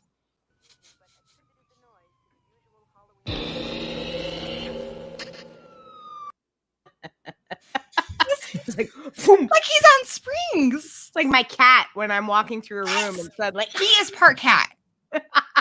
No joke. He is part cat. That explains why he's evil. That explains why he's evil. Hey, my cat is evil and, you know, a Satanist, but I love him anyway. Because in this house, we accept everybody. We accept everybody. It's true. Some of my best friends are Satanists. Worship Beelzebub and, you know. I hang out with ghosts. I get it. You do. Actually, you do. Yeah. I hang out with ghosts and young drama students. So ask me which one's scarier. You are so much braver than me, or even Loomis for that matter. Because you deal with I have one teenager. And I'm about ready to yeet him out the window most days. So the fact that you deal with many of them just makes me think that you're a saint. And make horror films superhero. with them. Well, that's just it. I channel it into like making horror films. Oh, we lost. Oh no. There we go. You couldn't handle all the estrogen. No, it's too much. It was wafting. Wafting. he needed a break. He's back. It's good. All right. So you kicked me out for some reason. Oh, that's bullshit. Well, I got you back in. Yeah, I appreciate it. Okay. So we'll finish talking about the Loomis story, and then we're going to talk about the Laurie story. So the next part of Loomis's journey. This is a really sad story. So a lot of people don't know, but I watched Dr. Wolfie, so I know the whole story. There was a really good kid in Haddonfield, Ben Tramer. He was a saint. He volunteered at the soup kitchen, and he had a really hard condition where he had to wear this mask with really blonde hair. It was actually so popular, that's where Michael Myers got it from. And tragically, Ben Tramer, after having his first beer ever, got drunk and killed in this movie. It's crazy. It's crazy. Here's Ben Tramer. Crazy. Damn. I feel for the guy.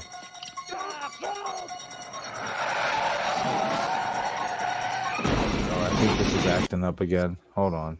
Ben Tramer, guys.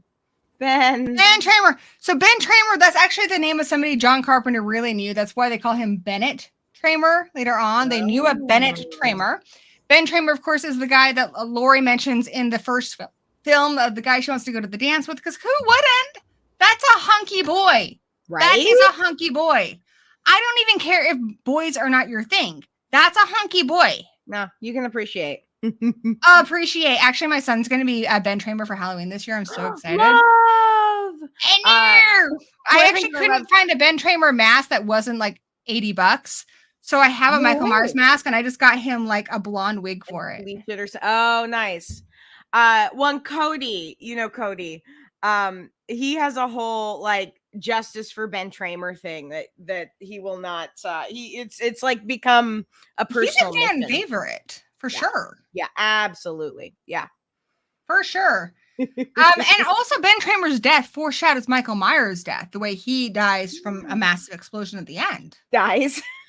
And it's kind of sets up this idea that if you are stupid enough to put on the Michael Myers mask, you will die. That's like true. Ted Hollister. Yeah. The only one who don't is Busta Rhymes. Because he's Busta Rhymes. Busta Rhymes has superpowers. Like, that's just, you get to defy everything then. The powers of Busta Rhymes defy all the rules of Halloween. Trick or treat, motherfucker. That's just it. Like, if we didn't have Busta Rhymes, who would say trick or treat, motherfucker? Nobody would, because like I just tried doing it, and I could tell I didn't have the right. The only other person maybe who could would be Samuel L. Jackson, because few people can work the F word like Samuel L. Jackson. He has mastered the F word in all of its iterations. It's an art. Yeah, no, it's like true art. He could teach an acting class on like the nuance of saying the word fuck. That's an English class I need. That's an English class I need.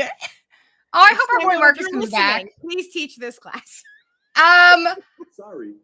So the real Ben Tramer, he went to University of Southern California with John Carpenter, and was a writer for Saved by the Bell, which is cool. Oh, no way. The guy who plays him, his name is Jack Verbois. And I just kind of want to meet this guy. Like, I don't even know what he looks like, but Ben Tramer, like, he is an icon, dude. He is an icon. I would just change my name to Ben Tramer. Just like, that'd be amazing. Love it. Something that happens in this movie that I think is really cool. It takes a step back for the first time ever. A lot of people thought that Kills did this first, but Halloween 2 does this first. It takes a step back, and we can see that the town is angry. This was a nice, safe little town. People moved out here to get away from having to worry about, violence and stuff. That's something that you associate with the big city. The flight to suburbia. Yeah. And they are, trying to demolish Michael Myers' house. This crazy mob. And I love, I should have gotten that clip. Loomis. One of their tribe has been taken or whatever. Yeah. This is a wake. Epic quote. I swear, like, Loomis has, he could make, though, the most innocuous line suddenly become a quote just by his delivery, which is part of the brilliance of him. But no, you're right. Like, this is where you do start to see this rumblings of the town being upset, the town being dissatisfied, the town like actively starting to maybe hunt or work against. And it's all happening that night. So it's night of. But I suppose if you're looking at, I mean, because in part 5 you have some of that too. Yes. But in part 4, the group of guys goes out to hunt for Michael. To go out, so it's been on the back burner across a number of the sequels. I think with Halloween Kills specifically, and then Halloween Ends, they make it more of the focus and this trauma response. And I don't know if in the 80s they had that kind of vocabulary to talk about like a trauma response or you know, the vocabulary to deal with an entire town kind of having PTSD around Halloween. But also 2018 on 2 disregards part 2, 3, 4, 5, 6, Resurrection, H2O, etc. My thought on it is because like the Myers, the Myers in these movies, I mean the first one, they seem like a normal family. And so I think we don't know how they died. I mean, maybe they committed suicide. I don't know. But I'm sure it really messed them up that their son became a monster who killed their other child. Their other child, yeah. You know, that's really a horrible, horrible thing. And for the other people in town, I think it's a lot easier to be like, you're the cause of my problems. I'm going to destroy your house, even though they were no more at fault than anybody else. They didn't do anything to Michael. It's not like the Rob Zombie one where they raised him in a horrible situation. It's really interesting that, I mean, as somebody like, you know, part of my background is I do a lot of work in true crime stuff. You work on a lot of true crime stuff. That's true. I work on a lot of true crime stuff. Also, guys, she does, if you're in Seattle, she does a haunted Seattle tour. I do. She does so much cool stuff. Like, seriously, watch her, listen to her podcast, follow all of her things on Twitter. She's amazing. Thank you. Kind of your biggest fan. But you do see this with the children or parents whose children grow up to be mass shooters, who grow up to be serial killers. The children of serial killers deal with a lot of this, where, well, and actually I think there's a movie that we need to talk about. Kevin is one that kind of goes into yes in a really interesting way of being related in any shape or form to somebody who does some horrific deed. The guilt you carry, but no matter what, I mean, you think anytime there's a school shooting, the people automatically go to the parents. And they want to blame the parents. Actually, one of the mothers of the 2 boys from Columbine, she does a lot of TED Talks. You can find them on YouTube. She seems like a perfectly nice person, and she bears a lot of guilt. Yeah, but absolutely. That's really awful. But I think that's what people in Haddonfield, heavy stuff. The Haddonfield people just want to simplify it and blame it on the Myers house, blame it on the Myers family. You created a monster, you're to blame. When sometimes, like, it's hard to pinpoint, was it nature or nurture? Like, what created this? And when it is nature, there's not much to be done there. Like, it's if you're looking, you know, I see a lot of nurture stuff where a lot of serial killers come from really messed up families, but you have those ones that come up where you're like, no, you were in a normal household, you had a loving family, you're just messed up.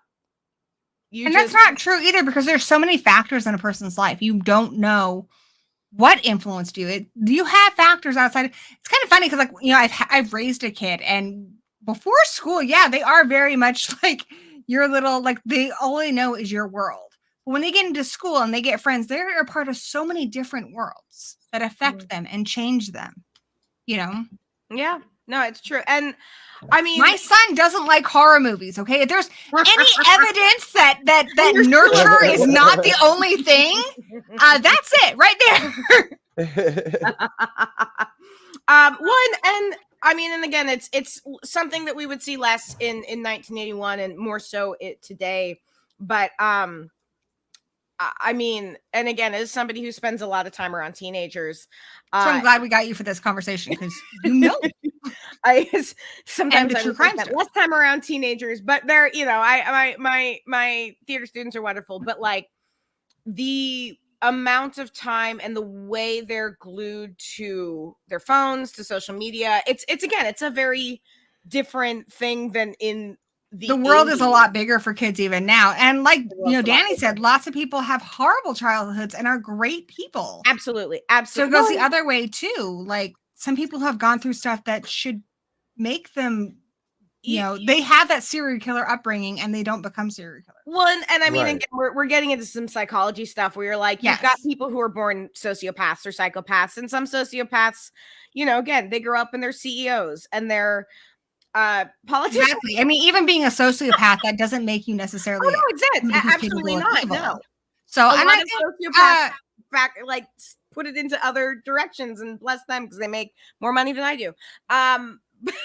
But it's cool that Halloween, this movie that's a sequel to a slasher movie, like it's opening that up, like how these people want it to be simple. They want it to be, it's your fault. You raised him. You created the monster. When the community could have created the monster, it could have been something he was born with in his brain. We don't know, and it's not anything that even in the real world that we can just say it's your fault. It's not usually one person's fault.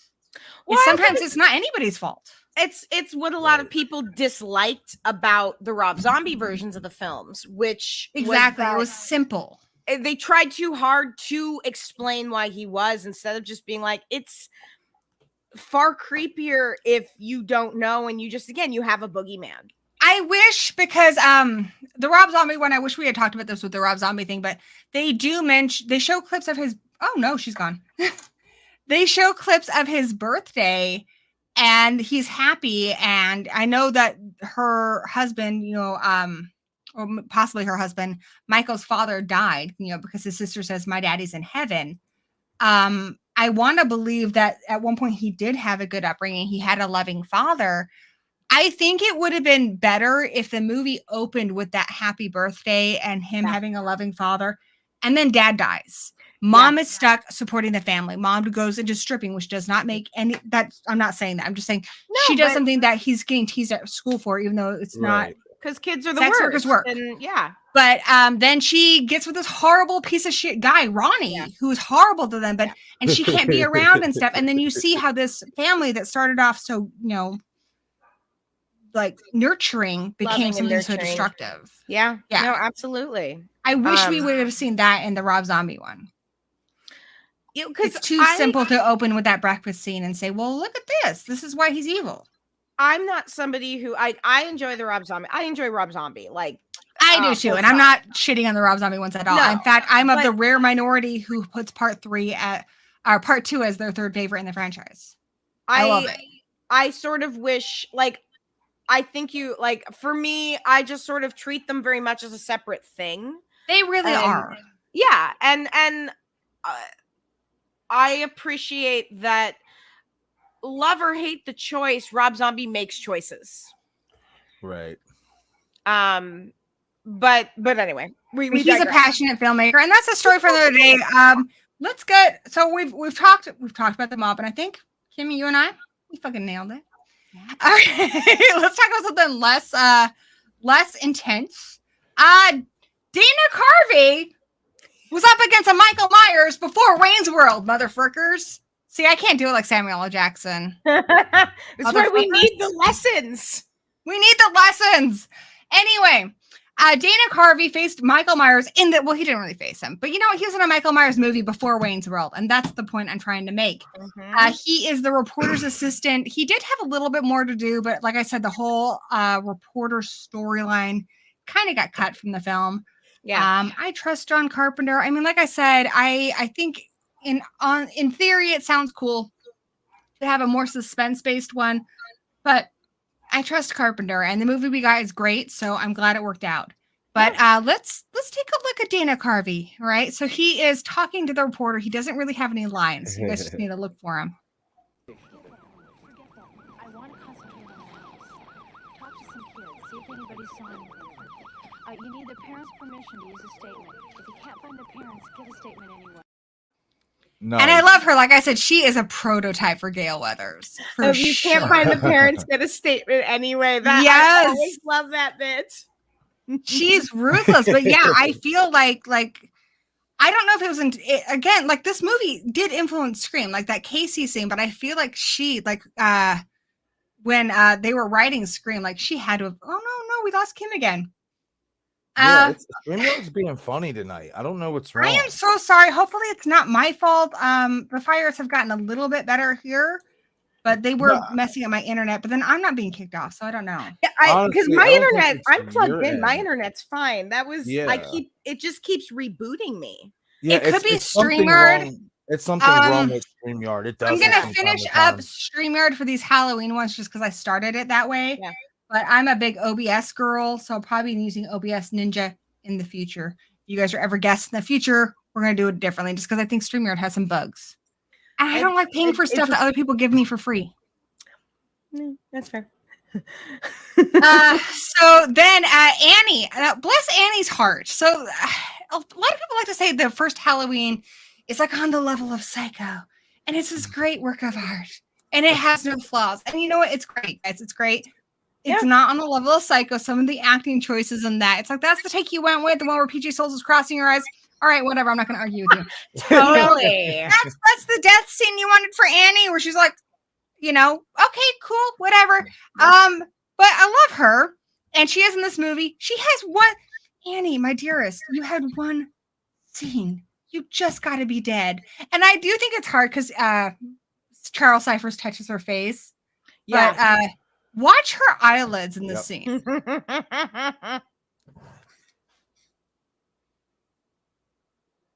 I would see her mouth move. She looks like she is not dead. Annie's not dead, guys. She's trying not to laugh. Yeah. You know what's funny? We actually call that corpsing. When an actor is laughing, not the character, and especially when and it comes from somebody trying to play dead, and they can't help but react. So yeah, she's corpsing. Good to know. Good to know. I love that. Then he teams up with Gary Hunt, who I think is awesome. They try to get a positive ID on the crispy body, which we find out from later on. But first, okay, so we're gonna go through two Warlock children, which, as you guys know, because I told you they're real deets, the Lemming children cameos. So they had this whole thing with the reporter, and it was the reporter was how Michael Myers knew that Laurie Strode was in the hospital, which honestly, I don't think they needed any of that because I think you can just assume she was taken to the hospital. But since they got rid of that, and then the car was also to explain how he got to the hospital, the way they fixed it was this scene where he runs into a kid with a boombox, is broadcasting that Laurie Strode is in the hospital, and then there's a sign to Haddonfield Memorial. Boom, everything's coming up, Michael. But this is Lance Warlock, aka Lance Lemming, former resident of Wenatchee, Washington, current resident of Seattle, Washington. Woo woo. Laurie Strode was found directly across the street from the home where the murders took place. The teenager was taken across town to Haddonfield Memorial Clinic.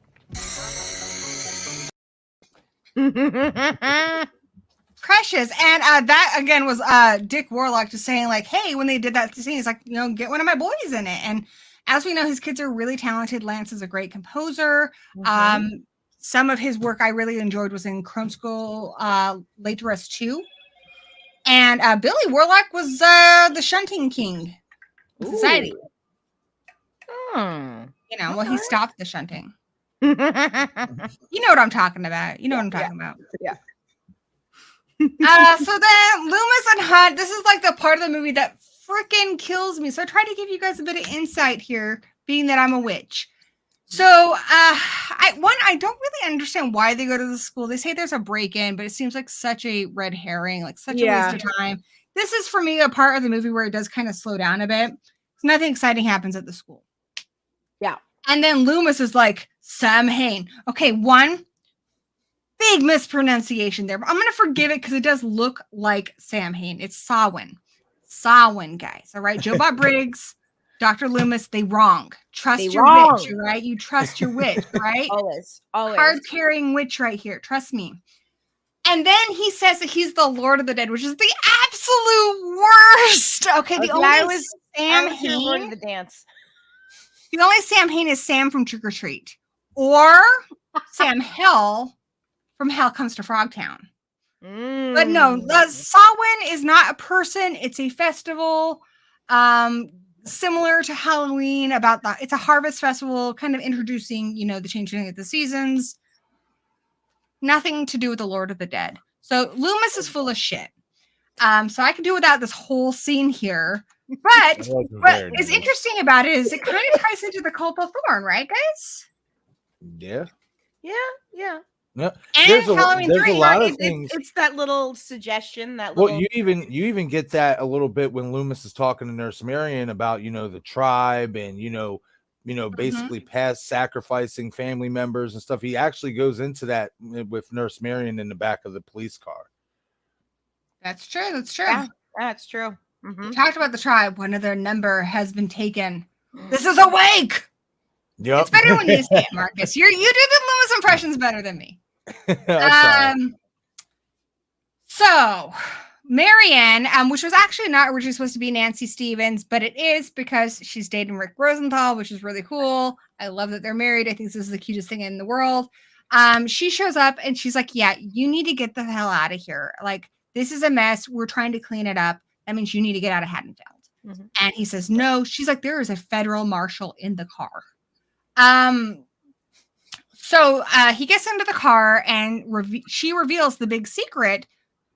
Michael and Laurie Strode are siblings. And he's like, oh, shit. Now I know where he's going. I do want to shout out this marshal here. Did you guys know? And I feel horrible because I can't remember his name. I'm terrible with names. I'm good at facts, bad at names. But the federal marshal, I want to tell you guys, he was in the CIA. He was a professional wrestler. He's had a very interesting life. Sadly, he did pass away a few years back, but really interesting dude. So, that's cool. Cool life. So I want to show you guys that scene. Oh, don't I have it? Oh, no. Hold on. I'm going to find it for you guys because I know I got it. So now we're on the edge of no. Here we go. Here. So Loomis finds out that Michael and Laurie are siblings, and this is what happens. Turn this car around now. I can't do that. I've got orders. Those orders just changed. Dr. Loomis. What does you fellas usually do? Fire a warning shot, right? That's pure crazy Loomis right there. That's pure crazy Loomis. There's so many reasons why you should not fire a gun in a car. And so many. Dr. Loomis doesn't care.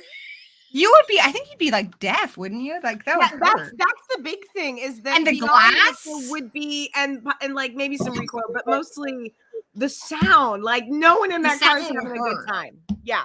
No one's I love that though. What is it you guys fellas usually do? Shoots and then you see the car spin around like, oh fuck no. That marshal realizes he dealing with crazy and he has to turn around. When he reports to his superiors, he's gonna be like, this guy was fucking crazy. Yeah.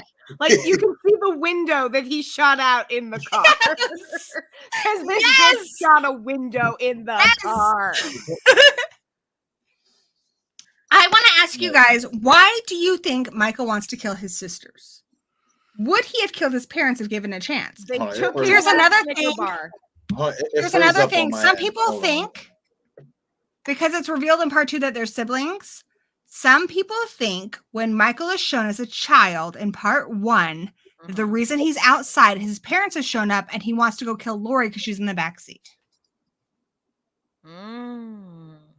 Now, say that again, Gory, because it lagged out for a second. Oh, I'm sorry. No, you're Some good. people think that the reason that Michael's outside at the beginning of part 1 is because his parents have pulled into the driveway. Laurie is in the back seat and he's going to go kill the other sister.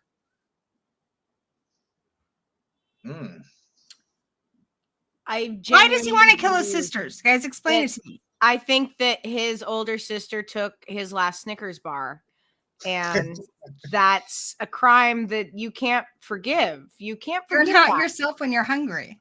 I think, the commercials show it. You're hangry and you eat a Snickers bar, and he was hangry and he went to eat a Snickers bar and that bitch ate it. And so he's hangry now. And well, this is what happens. I'm hangry and you ate my Snickers. So now I'm going to stab you. You're welcome. That's good. You're welcome. I don't know. I mean, part of it could be that they became teenagers before him. you know, he could have kind of an Oedipus thing with his sister, like they become sexually mature. I mean, He loves is, his like, sister, you know, but doesn't want to share his sister. I like this And then he I'm goes doing after myself. Laurie when she becomes a teenager. And then I guess he does the same thing to John Tate. Yeah, I'm counting it. H2O because he turns 17. He does turn 17. Maybe it's something to do with when his siblings become like sexually mature, like that whole like he loves them and he's not gonna share them. Or I mean, he's just an evil little shit. It's probably just that. I'm probably reading way too much. Well, because the thing is and that I think is like the problem sometimes with looking back at something that happened in the first movie, because in the first movie, none of this backstory of them being siblings was actually there. So the filmmakers didn't have that intention at that point. So to say that this was the intention doesn't work, because the only person he was trying to kill was his older sister, in which case my Snickers theory stands. This is true, but I'm going to read way too much into it because I can, and I'm going to just pretend these fictional people are real. Sure. They're like, yeah, you be crazy, bitch. I mean, if you want to look at like what John Carpenter's original intention with it wasn't that Laurie was a sister. So exactly, it's just pure and simply evil. It could have been, yeah, he was just again pure evil. Him standing on the lawn at the end with that look on his face, like he's not trying to attack his parents. Right. Here's something I have to add to my theory. Yeah. There have been a couple of times where somebody has been sexual or romantic towards him and he doesn't do shit. And I think he's partly curious and he's partly interested, but you can only go so far with Michael before like that it angers him and he kills you. I'm talking about like him with Tina in part 5. Yeah. Mm-hmm. Right. And I'm going to show you guys a scene here in this movie. Part 2. Yeah. Where she freaking chews on some Michael flesh. Ew, it's so She's gross. like licking his fingers and I'm like, girl, you don't know where they've been. Don't do it. Ah, nuts. Where is that? I always like cringe. I like so gross. Obsessively Purell my hands when I watch that scene. Just because like his fingers are all greasy. They're so. Like, how does she not know that's not Bud? How does she not taste that? Hey, like, that's disgusting. Corn syrup. Okay, so like if you've been sexually intimate with somebody, you kind of know like what they like, right? Like what their hands are like. You know if they're callousy or gross or nasty or covered in blood. But like that's he doesn't wash his hands. He doesn't. He's got dead people on his hands. He's got dead hands. Bless his own. Watch this, Kim. You ready? Kim, you ready? This is gonna gross you out. You ready? Every time. Yeah, get it, Michael. Yeah. There you go, Michael. It's so gross. And she's like, blah. Oh, how does she not know? He probably stinks too. I feel so bad for that actress because that is like, it looks uncomfortable. It looks like she was given the direction. Okay, and now you have to put his fingers in your mouth, and she's just like, okay. What if she's a gal who just loves the funk? Possibly. A little backstory on that kill. So that's Nurse Karen, and she's played by Pamela Shoop. And with the foreign market, you have to have some nudity, and especially as you got later into the 80s, you had to have some nudity. And so this was what Carpenter had chosen for the nudity. She freaked out. She didn't want to do it. She had signed on to this movie because she was in the acting class with Rick Rosenthal. She didn't want to do it, and she finally just kind of said no. And Rick Rosenthal asked Leo Rossi, who plays Bud, and he's sitting there in his like robe and his Speedo. He's like, I think we can convince her to do it. Can you go talk to her? Because they're buddies. And he does. And then he gets his toe in the pool and it's freezing cold. In movies, whenever you see water that actors have to be in, it has to be freezing cold. Oh shit. It's your Dr. Pepper. Thank you.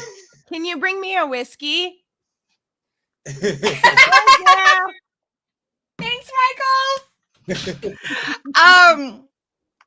The water has to be freezing cold because warm water would color your skin. Yeah. So any movie, Romeo and Juliet, where they're under the water, any movie where actors are in water, the water is freezing because you don't want it to color their skin, like to get warm and red. Because that's what happens. Yeah. So this water is freezing cold. I think when she saw how much he was suffering, that's when she's like, okay, I'm gonna do it. And he was willing to do it too. They were both nervous, and it did suck. It was supposed to be a close set. There was like 19 dudes looking at her. She said she didn't enjoy it at all. And then on top of that, she got an ear infection because the water was really dirty. Oh, and then she's sucking on some dude's fingers. I wonder, did she get other infections? Did he wet willy her? Is that? Oh, Was he like? Oh, You're welcome, everyone. that seemed hard to watch. That scene grosses me out. I know some people have problems with needles and stuff. That's the scene that grosses me out. What? It's because you can see, I'm sorry, that is not an actor who is comfortable with the direction she was given, and you see it. And that's part of what I think makes me uncomfortable every time, is that it looks so unnatural. It's not sweet. It's I'm supposed to take his hand, and I'm supposed to kiss it, and then I'm supposed to lick it and suck it and put your fingers in my mouth. I think any adult who's ever been in an intimate relationship knows it doesn't make sense, because you know what your partner's skin feels like. You know what they smell like. These people have obviously had sex before. And the fact that he suddenly has full sleeves that are of some should be naked. He's got sleeves. He's dirty. He's dirty about the sleeves. He's so dirty. And I think that is a little bit of what, every time I see that, it's not just that the scene is kind of squicky. It's that I don't buy it at all. I would have bought if he just had his hand there and she maybe did this, or maybe if even if she moved his hand to her boob or something, I would have bought that. And a common trope in movies, not in horror movies, but in romantic comedies, is if they meet somebody who's in masquerade and then they kiss them later on, they recognize them, because they've kissed that person before. She should have known immediately when she saw his hand or touched his hand, that's not Bud. And his hands were filthy. You can see it. They're dirty from being in the grass and from walking around. There's blood. He got shot 20 Dick Warlock, you times. There's no way. And I'm sorry again, they're in your mouth. You would taste that. Even if you're a guy who's into chicks, you can relate to this. If there's a hand that's usually clean, it's just been in water, you were getting freaky, and then all of a sudden it's all La Llorona, The Grudge, Samara, you're gonna be like, what the hell's going on here? Why are you all raking from The Exorcist all of a sudden? The hot tub water probably has chlorine in it, so his hand should kind of taste chlorine-y. And it doesn't. It tastes like blood. Objection, Your Honor. We call foul. Okay, let's get to the Laurie story. So poor Laurie. Let's check on in on Laurie. Laurie, how you doing? Aww. Oh, Laurie. Poor girl. So, Laurie, I have a question for you guys. So, the first thing, Laurie keeps saying, don't put me to sleep. Don't put me to sleep. Do you think it's A, because she's afraid of falling asleep because she's having these horrible dreams, or B, she's afraid she can't protect herself from Michael? Or C, I don't know what else. Personally, B, or not Michael necessarily in the literal sense, but in the sense of, what does she say to Loomis about she asks if that was the boogeyman. So this is a girl who's just found her friends dead. She's a teenager, she's a 17-year-old girl and experienced a horrifically traumatic thing. And I think has a fear that the boogeyman is still out there, not even realizing that Michael Myers is not dead. I think just the idea of the boogeyman, she's very much caught up in that. That's what I say. I think, because see, the thing is, I kind of would like to think that she would know that, Michael was still at large and stuff, because obviously when she was being carried out in the, gurney and all that stuff, obviously Michael wasn't there being carried out in a gurney himself and all that stuff. Plus it was all over, the radio, everybody was talking about it and stuff like that. So I think that she was aware that Michael could still be out there. And I think that she didn't want to get put to sleep just in case that if he is still out there, there's a chance obviously he can come after her still, and all that. So I definitely think that's what the case was, why she did not want to be put to sleep, because she still had that fear that if this is the boogeyman and they haven't caught him and stuff like that, what I mean? I'm still, I still have this fear for my life. So I can definitely see that's the case. That's how I've always interpreted it too. The novelization by Jack Martin does say that she's afraid of the dreams, but I think it's more just like she can't protect herself. If he shows up there and she thinks he is, based on the deleted scene, she thinks he's coming for her. She wants to be ready. Pardon me, I had hiccups.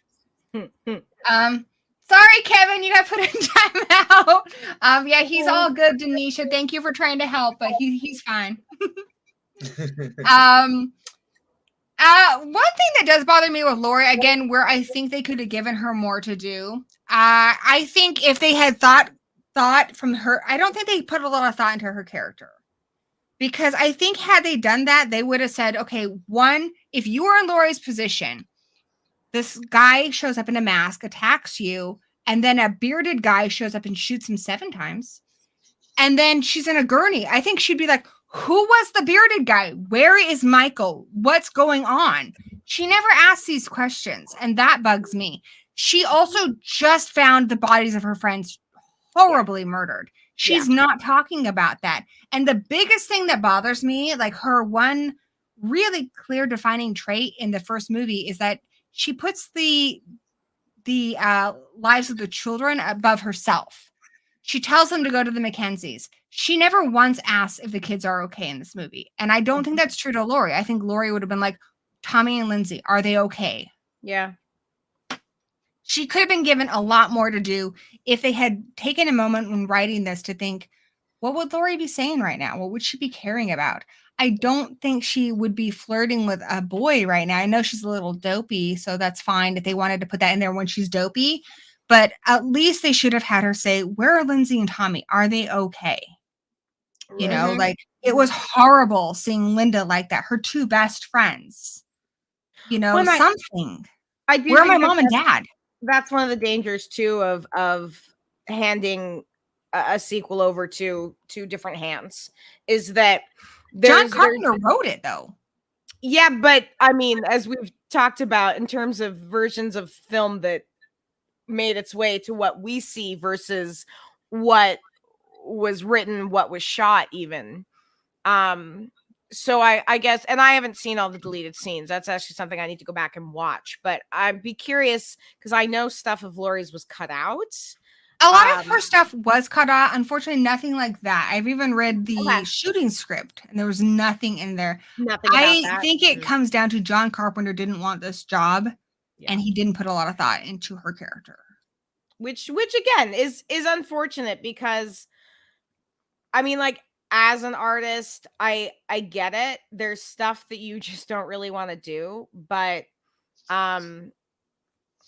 if you're gonna do it, commit to it, do it. And if you're not, then he said before that he left everything he had on the court. John, what I think what the issue was for him is that he didn't really think Halloween was going to be that successful. Yeah, of course. Which is why he shot the ending the way he did in terms of Michael living and keeping the fans wondering whatever happened to Michael Myers. Little to his surprise, it was a big success. People wanted to continue to see this story. Now it's like, crap, I got all this other stuff I want to do, but this is the moneymaker. So you know what? Let's just go back, get this over with so I can do my other projects. And I just, whatever it is that I'll get it done and that's it. Yeah. He said before that he did everything with that first movie he wanted to do. And I think he felt like Laurie's story was told. And I don't think he actually thought that there was anything else to say. And honestly, she doesn't have anything to do in this movie. I think he just didn't know what to do with that character, which is a shame. No, that's fair. Yeah. Yeah. Right. There is a little bit more. So when they're doing this, he's also doing the TV cut for 78. And for this one. And so there are things in the TV cut that are not in the theatrical cut, though I don't think a lot of them are very good. A lot of it kind of is a little too on the nose with explaining the sibling relationship. But when Yeah. she's having those dreams of Michael, there's one where she's like, Michael, please don't be angry with me. Please don't hurt me. I'm your sister. Yeah. I think he was kind of just way too focused on this new plot development. And honestly, he probably should have consulted with Deborah Hill more because she wrote for the girls a lot in 78. I think Deborah Hill, had he maybe talked to her a bit more, would have probably been like, well, why isn't she asking about her friends? Because they did co-write the first one. He wrote the second one by himself. She wrote most of the girls' stuff. Which, and I mean, you know, women understanding female characters. And thinking in a different way about female characters, like it's a real thing. Yeah. Yeah, that is true. Cool. We solved it, did we? No. We figured it out because we have like a PhD in this Michael stuff. I mean, what we have. Also, by the way, I had somebody ask me on one of the last videos, like where I get a lot of my information. Guys, these days we're so blessed that you have film school on a Blu-ray. So commentaries, special features, that's where I get a lot of stuff. Though I will say for these Halloween ones, a book I highly recommend is called Taking Shape by Dustin McNeil. Really good book. He covers every single movie. He's got so much stuff in there that I've never even found in like interviews and stuff before. So really recommend that one. He also did one called Taking Shape too. That's all about the unmade sequels, which was really fascinating. Ooh. He also did a book on all the hiccups on the road to Freddy versus Jason. And he just did a Chucky book, which I haven't read, but I need to get that because he does great books. That I would like to read. You know, I love me Chucky. You guys know. And then there's also a documentary called Halloween 25 Years Later that's really good as well. So if you want more Halloween knowledge, those are my sources and those are the ones I recommend. So let's talk about the Michael Myers story. So we've already talked about how Michael Myers visits the Elrods, kills a teenager, bumps into another teenager, goes to the hospital. I don't know if there's any, I think we covered a lot of the Michael Myers stuff when we talked about it. Is there anything we're missing on Michael Myers before he gets to the hospital? I don't think so. I think we covered it. All right, let's get to what we're all waiting for. I don't think so. Other than, he's walking through the parking lot when, the security guard misses him. Right. Yeah. And I wonder, like, that's a pretty early cat jump scare, too, with the security guard. That's it. An early one. So I want to talk about Leo Rossi as Bud a little bit more. So I don't have that in my clip here, but they did want him, Rosenthal wanted him to sing. And he's like, just sing something the way Bud would sing it. And so you're going to Happy Birthday, but that's actually not public domain. Deborah Hill said, Amazing Grace is public domain. Use that.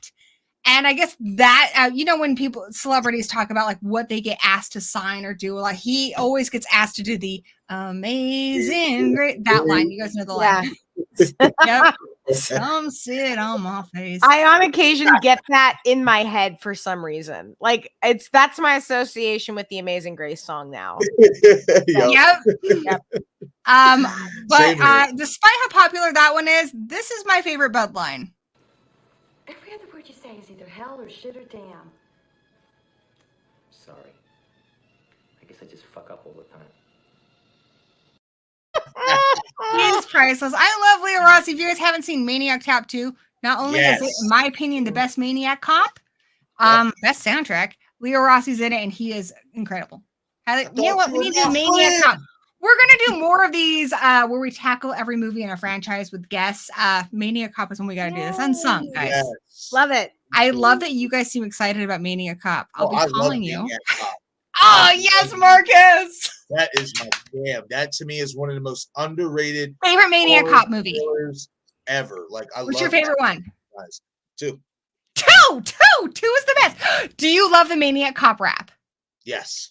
I actually jam out to that. And I'm like, okay, here's the thing. Like when I like 80s and 90s hip hop, like I wouldn't say I'm like a rap girl, but I also love rap songs at the end of movies. Like I love TURTLE Power from Ninja Turtles. I love the Maniac Cop 2 rap. That's good shit. I love the PG Gorman rap. Yes.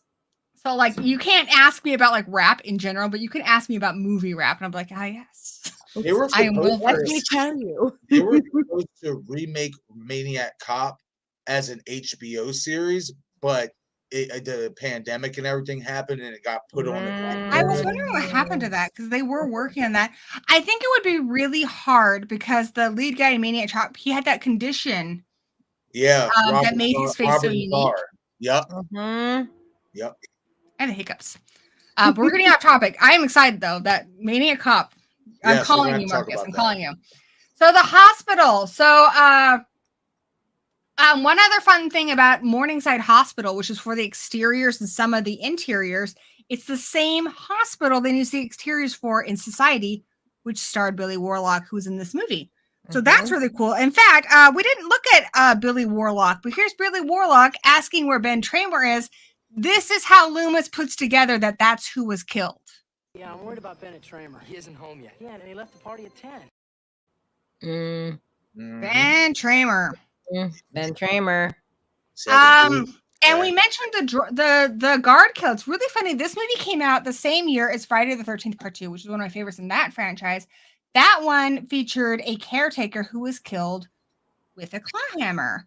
We also have that in this movie with the guard. And I think I can show that. So here we go.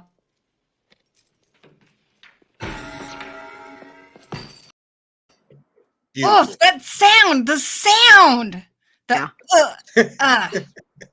That juicy, like, the Foley people, they earned their money on this one. They earned their money. Absolutely. So the fun thing when we get to the hospital, it's kind of reminds me of 78. And that 78, a lot of it's build up, but this movie is pretty well paced. But when we get to the hospital, that's when there's just a ton of bodies. So many bodies. Do you guys have a favorite kill from this movie? One, honestly.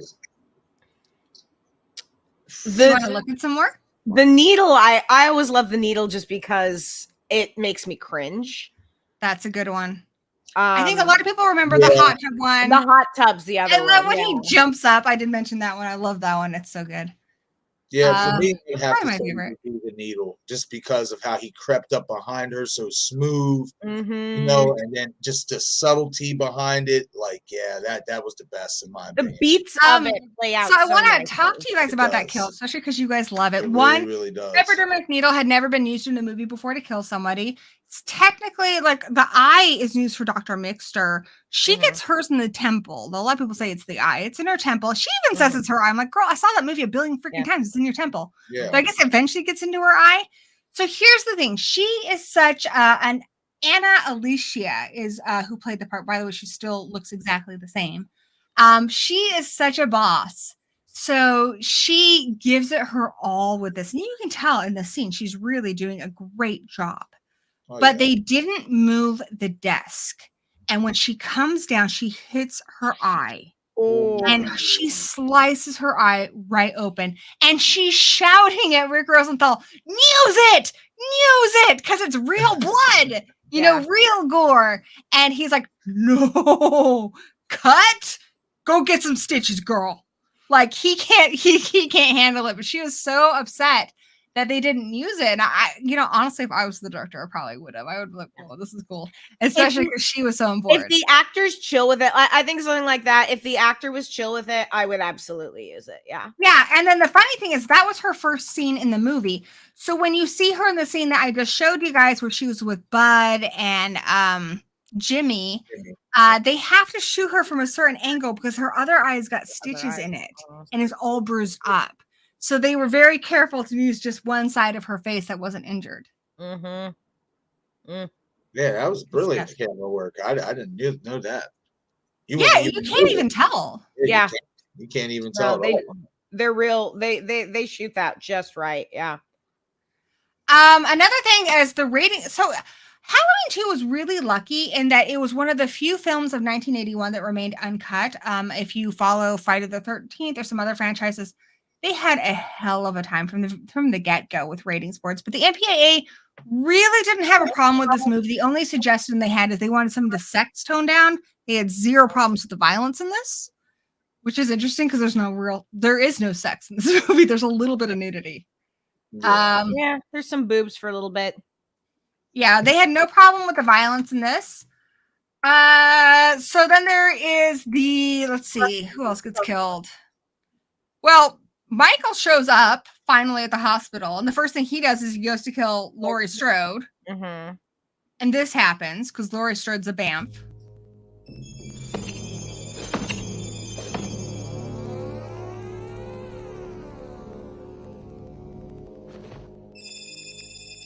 I killed a pillow. Again, Michael, how many people have you stabbed? You don't know what it feels like to stab After a pillow? rewatching that, you kind of got to wonder, how the hell did Michael find her room? Like, how did he know How exactly did what he room she was indeed? in? Also, I'm sorry, stabbing somebody with a scalpel 3 times is not going to kill them. I'm just saying. Not that I speak from personal experience or anything, but you stab somebody with a scalpel 3 times, please. Yeah, there's so many movies that year, like, that had a lot of problems with this movie. Yeah, it gets away with a lot, but yeah, Michael Myers don't know what a pillow feels like. There is something. So, Deborah Hill gave Dick Warlock a lot of shit, and he was really upset because she was on set every day. And Rick Rosenthal was on set every day. Nobody told him the way he was doing Michael Myers was wrong. And he said, I watched the movie. There wasn't a lot to take from it. There was one movie. He does the head tilt. I didn't have a lot to go with. Rick Rosenthal actually says that he loves the way Dick Warlock does this movie. He says he just glides. And he has that sensibility that he brings to Season of the Witch, where he's kind of robotic. Yeah. He's so inhuman. I think he's brilliant. There's like 4, don't quote me on the number, 4 or 5 different people who actually wore the mask in Halloween 78. And I don't think there was necessarily a common language. But in this one, Dick Warlock has his body language for the shape down. And I think it's really good. Deborah Hill complained that he was too slow. She didn't like him. But I like it. He's not in a hurry. I also reminds me of Behind the Mask. Yeah. When he walks slow and then you book it. Right. Yeah, I feel like, him walking a little bit slower adds, especially being that it's in a hospital and Laurie is on one leg. Yep. So you got to build up that suspense and that anticipation. You know what I mean? So by having Dick Warlock walk slower and pace himself even slower, I thought that was brilliant as well. I thought he did a fantastic job. I think it's cool because it shows that he is absolutely confident he's going to get you. He is in no hurry. He knows he's going to get you. He knows he is going to figure out a way to get to you, and he doesn't need to run or anything. So I think it's really creepy how sure he is. Now, I don't know like when you run after your kids. I don't know if you guys have nieces, nephews, or children, but yeah, you just kind of like, shit, this again. You just kind of walk slow because you're gonna get to the even though they're running around and giggling and stuff, they're gonna tire themselves out, and you're going to get. That's how I feel Michael Myers is. It's like he has no doubt in his mind he's gonna get to them. Right. Well, something that's interesting. I don't know if you guys ever saw it or heard about it, but in one of the original cuts for the ending of 1978, they actually was going to have Michael get up and run away. Wow! And they had this footage out. I don't know. I don't know if it's still out there. Dave McRae is the first one who dropped that footage and was talking about it and stuff. Cool. And it's like a quick 7 to 10 second scene where they roll the camera. Michael's laying there, and then he just gets up and darts away. And that's awesome! Wow. Yeah, it's crazy. To me, when you say that, I haven't seen it, but it kind of reminds me of that trailer for Megan where she just all of a sudden is on all fours. Like, I would have a heart attack if Michael Myers ran. I would fucking die. It'd be like 28 days later. I couldn't handle that. I would have a damn heart attack. I think the closest we ever got to Michael running in a Halloween movie was Halloween 6 in the basically in the tunnels and all that when he's running after when he's going after the one doctor. If you really pay close attention, he actually is kind of like jogging a little bit. It's kind of funny. I'm gonna look that up as soon as we're done here. I also love Bud's Yeah, that was kill. like that movie. Halloween 6, in my opinion, was the fastest I've ever seen like the Michael Myers character walk. Maybe you can say Rob Zombie, but I don't really count Rob Zombies in with the original storyline of Halloween. I don't either. Like I said, Halloween, different universe. Halloween 2, his 2 is my third favorite, and a lot of people are like, "Oh, but he fucked up Michael Myers." I'm like, honestly, to me, it's not part of that. It's the multiverse. It's a different Michael Myers. It's not the little boy with the clown mask. To me, it's just a different thing. I don't even really connect it to his first Halloween. It's its own entity. That one and part 5 have massive Giallo vibes for me. Like I view them in their own world. Right. We talked about 5 a lot, and I think watch 5 as a Giallo film, and I think you'll appreciate it more. And stop it when Loomis dies. Stop it when Loomis has a heart attack. You've got. I will say this real quick about Rob's Halloween 2. I really did like the storytelling for Laurie Strode. Yes. That was really good. I thought that he did a really good job with that, with the whole book. Loomis, even though it was a departure from what the Loomis we were used to, this Loomis, Malcolm McDowell's Loomis, being this, narcissistic prick, who only wanted to, use Michael for the money and all that stuff.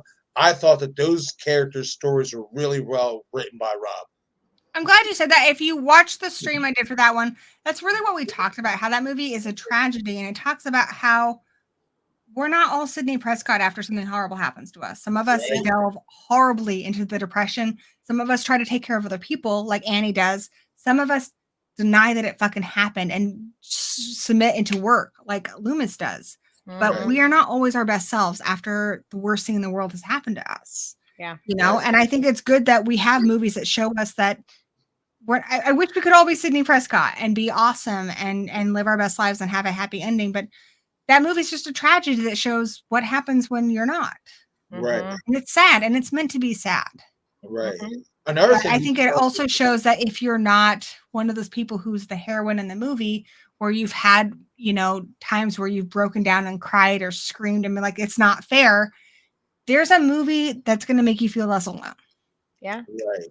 Absolutely. Another thing that Rob did too, that I think a lot of people missed with Halloween, with his version of Halloween 2, that if you really want to be technical in terms of the evil being passed on to another person and then them kind of running with it, at the end of Halloween 2, he kind of did that with Laurie Strode's character, because you see her in that all-white room, and then you see the mom show up in the horse, and then she just sits there and she smirks.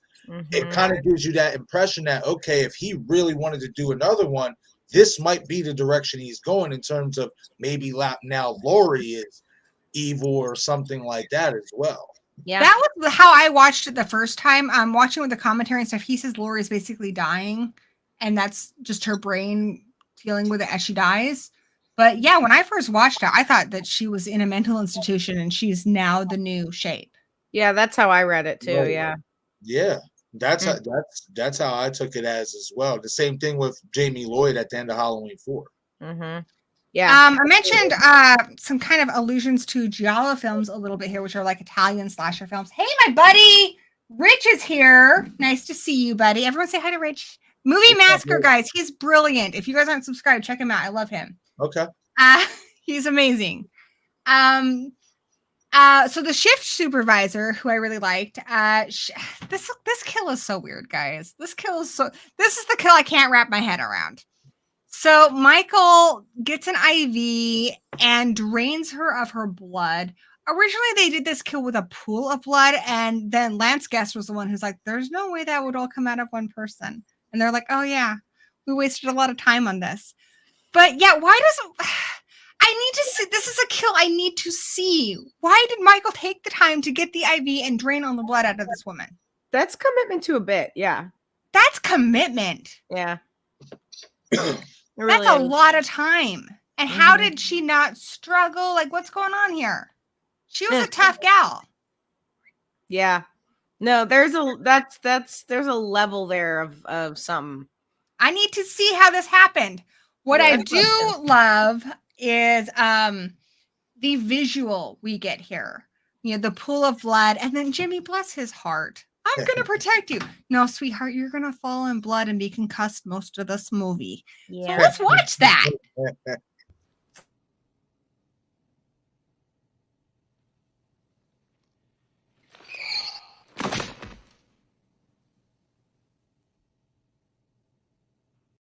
Pretty visual, but I also want to say Lance Guest did that stunt himself, and by no means an actress. I've only done a couple movies where they've asked me to do very basic stunts, but yeah, when I watched that, if somebody asked me to fall backwards like that, shit, I was a roller derby girl, and I know how bad it is to fall onto your back like that. Like a mother. It did have a special floor, but God, you do that wrong, you could paralyze yourself. So hats off to Lance Guest for doing that stunt. I know Dick Warlock is an incredible stunt coordinator. I know he probably told him exactly how to do it, but my husband is a wrestler. We have a wrestling ring. He has tried to show me 1,000 times how to do a bump, which is where you fall onto your back. And I can't. My reflexes kick in to stop myself. So I'm so impressed with that stunt. Lance Guest, bravo. Bravo. Amazing. Let's talk about another kill. The nurse. Someone mentioned it in the chat earlier, the shoes that dropped. That's actually somebody, it wasn't the director, somebody in the production. I was on if you watch the documentary on the Scream one, the Scream Factory Blu-ray, she takes credit for it because she thought it would be funny if her clogs fell off. But I feel so bad for the nurse in this scene because she's actually wearing wires that pull her up. And she was so bruised from it that Dick Warlock said, "Don't you worry, you're getting stunt pay for this." Like, he really, you watch a lot of these movies and sometimes horrible things happen. And, even on the best of situations, people get hurt, but he really did take care of people. He said the hardest thing in this movie was one, he was playing a character, but he also really cared about making sure everyone was safe and not hurt. And the accidents that did happen, I don't think were his fault. But yeah, let's check out that kill.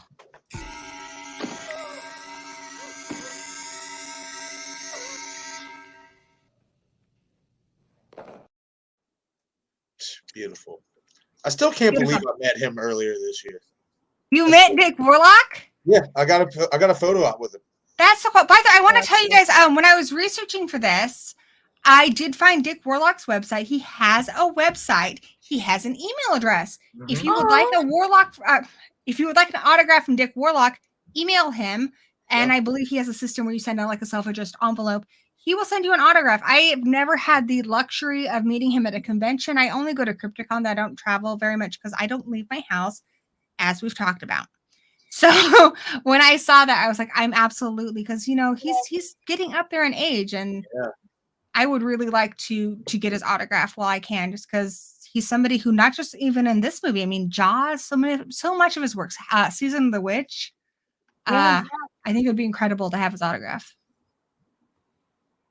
But yeah, Dick, I don't have the website address handy for me. I'll put it in the chat, or not the chat. I'll put it in the description when this stream is done. But Google it. He has his website. It's awesome. Another thing is check out IMDb Pro too. They should have all his email, his agent, publicist, all that. Very good. Awesome. Marcus knows what's up. Yep.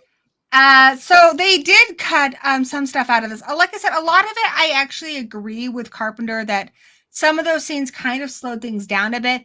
But they cut out one scene that I think explains a lot. There is kind of a plot hole because Laurie gets injected with something when she gets there because they have to do surgery on her arm. Then she has the dream. Then she recovers. Then she wakes up and she's lucid. Now, all of a sudden, when you see her, she can't even walk straight. It's because they cut out a scene where, like I said, Jimmy goes to her and says, Michael Myers is dead. And she freaks out. And she's like, no, he's not. I need to get away. And the doctor gives her a double dose of diaprazole. I can't remember exactly. I can't remember how to pronounce it, but it's in the deleted scenes. You can check it out. He gives her a double dose of this muscle relaxant, so she can't see straight and she can't walk straight. And on top of that, the moment that they give her the injection, the power goes out and the generators kick on, and that's why the lights are out for most of the movie. Rick Rosenthal thought that would be a big issue that people in screenings would point out, but nobody ever really questioned why the lights were off. They mostly just wanted to know why he didn't kill a teenager. I never questioned it because I have had to stay at hospitals overnight before, and they do sometimes turn down the lights at night. Yeah. No, that's not uncommon. Yeah, One that's not criticism- uncommon at all. One criticism when I've had Rick to go Rosenthal to the hospital to has. see some family or friends or whatever, it was pretty dark in there as well at certain times. So One of the criticisms Rick Rosenthal got is that people said, why wasn't there more staff there? And he said he kind of based it on when his wife and him were at a university hospital and they couldn't find freaking anybody. And as somebody who's had to stay overnight at the hospital for family members and stuff, like you said, Marques, yeah, at night it's really hard to find people. So I never had questioned this movie making sense. That part of the movie made sense to me. right. Yeah, no, that is, yeah. Hiccup. Yes, I have hiccups. Okay, so we already talked about my Laurie. She gets away. She makes it to a car. I think it's Jimmy's car because Jimmy's all concussed. He gets out there, then his head just flops over. He's a whole lot of useless. Bless his sweet heart. But even if he was conscious enough to drive, I don't think he should be driving. Like, you are under the influence of something, of a concussion is what you're under the influence of. So then Laurie does, crawls to the hospital doors. She gets in. They kill he kills the marshal. And then we have that really great scene where he's stalking Laurie, and the lighting is so good. They use like the red lights in the hallway and stuff, which casts like, really cool lights and shadows and such. And then there's that iconic elevator scene, which I'll play for you guys.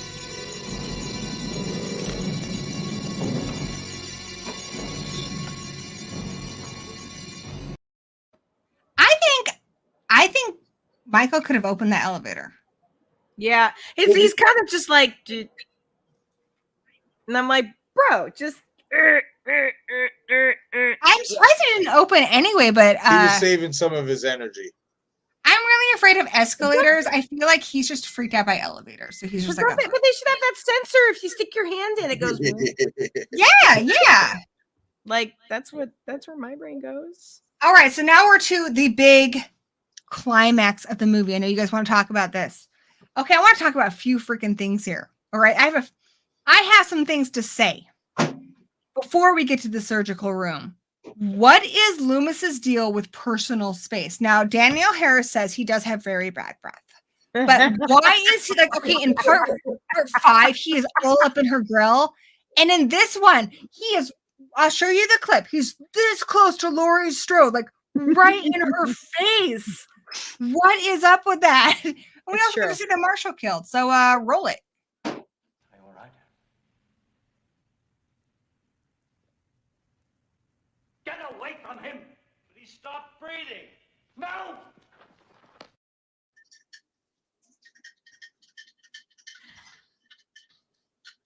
Why is he so close? He's got to let you know the doctor is in the building. It's too much. It's too much. Entertainment Wizard makes a good point that those were 1981 elevators, so they probably didn't have safety sensors. And Executive Sessions wants to know, will they ever bring Jimmy back? What do you guys think? At this point, probably not. Yeah. I mean, Lance Guest is still acting. I would like to see it. Sure, but again, I think like the Jamie Lee chapter is closed at this point, and I think pretty much everything associated with the Jamie Lee chapter is closed. So I think from here on out, it's. But if they bring back Jamie Lloyd and he is her dad, sure. But again, I don't see them doing that. I don't see them backtracking. I don't think they will either. But in that direction, I think if we get anything, we'll either get a continuation of some of the of Allison possibly, right. and that, or we'll get a whole new direction of it, or maybe in a Silver Shamrocky direction. I mean, I know that they toyed with that at one point, but yeah, I don't see that happening personally, but feel free to disagree. I think if it was going to happen, it probably would have happened with David Gordon Green because he brought back a lot of people. So many. Yeah. So many. Yeah. He could have easily brought him back as Karen's father. Yeah. Mm-hmm. And didn't. Right. Yeah. And Michael Joe's here. Hey. Sup? She used Laurie and her hair smelled fabulous. Well, then I don't blame him because, nice smelling hair. I'd get up. I'm all about that. Yeah. I know, right? Like, it's hard when you're like in an elevator or somebody and you smell their hair and you're like, oh, that smells good. Like, I'm fine being creepy. And then suddenly you're Donald Pleasant and you're like, yeah. Like, I've caught myself doing that in line behind people before. We're like, what's that? Why you smell good? I'm a creepy person, though, guys. Don't take a page out of my book. Please don't. All right, let's talk about this amazing ending. I can't even justify like how awesome it is. Marques, tell us what happens in the ending, in the surgical room. Well, we see Michael, banging his way through the door when he finally gets in. Like he does in Resurrection? In that point in Kool-Aid Man? If I'm not mistaken, it was Laurie who was turning on the gas or whatnot. And then when Michael comes in, she has the gun. Well, no, Loomis, goes to shoot Michael. The gun, jams or there's no bullets in it. I would like to say it jammed because then we see Laurie fire off 2 bullets into Michael's eyes. But then we see Dr. Loomis get stabbed with the scalpel. Oh, it was at that point in time where my heart just sunk to the floor because it was just like, oh, this is over for my boy Doc. You know what I mean? So then we see Michael slowly, which again, they may have gave Dick Warlock a lot of crap for it, but I thought it was brilliant to have him menacingly walk so slow towards her because the suspense just built up even more. And then you see Laurie fire off those 2 shots after telling Michael stop. But obviously before we get to the whole, Michael stops, she says, Michael tips his head to her, to acknowledge her, and then proceeds that he's going to kill her anyway, regardless of the fact that they're brother and sister. Yeah. And then we see Laurie, fire the 2 shots. Michael starts swinging rapidly while his eyes are bleeding. He's blind and stuff. And then we hear Loomis make his way back up, and he's like, he tells Laurie, it's kind of muffled, but he's like, get out now. And then we see Laurie run out, and then Loomis looks at Michael, and he's like, it's time, Michael. And then lights that lighter, and then kaboom. And I didn't notice until I watched the commentary, but he got that lighter from Deputy Hunter. Yep. Deputy Hunter has a cigarette earlier on, and he gives it to him, and Loomis just doesn't give it back, which, like, did he know?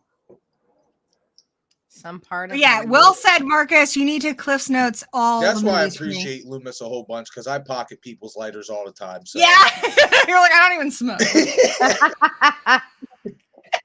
Just this weird thing. Just a force to achieve the bloody tears scene, which I'll show you guys right here.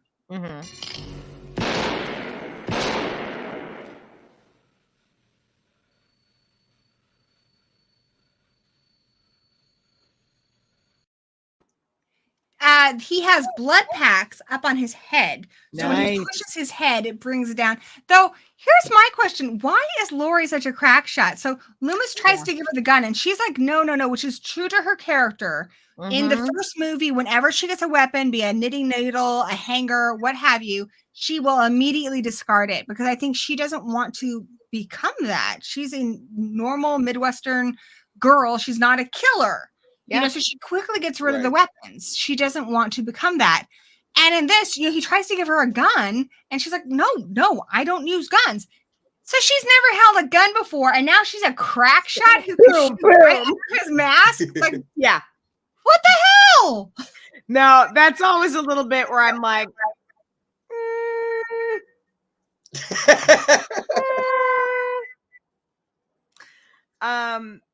yeah, no, that's you don't just pick up a gun and you're just like, oh, you mean like this? Boom, boom. And also she knows how to fire it, and she knows how to, like, yeah.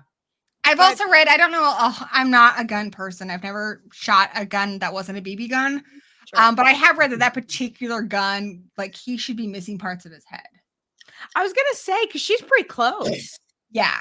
Like, but I mean, some of that's willing suspension of disbelief. Like, there's a lot of stuff in horror films. I where let a lot of shit go because I want to have a good time. Yeah. If I was watching horror films, I mean, again, then let's go back to him getting shot like 7 times and walking around and picking people up and being like, I'm just hunky dory. Like, right. Yeah. If we start playing that game, then we're gonna logic ourselves to death. I think at a certain point, like you need to commit that you're going on the ride, and that means letting stupid shit go. It means saying yes and. Yeah, exactly, Kim, exactly.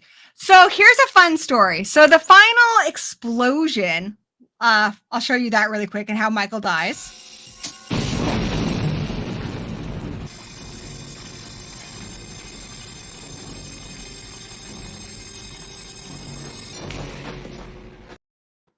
One quick thing I want to say about that scene that I love so much. If you've seen The Thing from Another World, which is the movie that Lindsay's watching in 78, the scariest part of that movie is when the Thing is like walking out all covered in fire. It was also a really ambitious stunt for the time that they did it. For Dick Warlock, it was really hard in this movie because that fire is fucking hot. Yeah. That explosion was way bigger than they had anticipated. They had a lot of the cast there and they told them to stand outside this door. This door it's massive. A massive steel door. This explosion goes off. The door actually goes up. And when Laurie falls, Jamie Lee falls, she's actually falling because the whole set shook. They are really lucky somebody didn't get seriously hurt. Scary.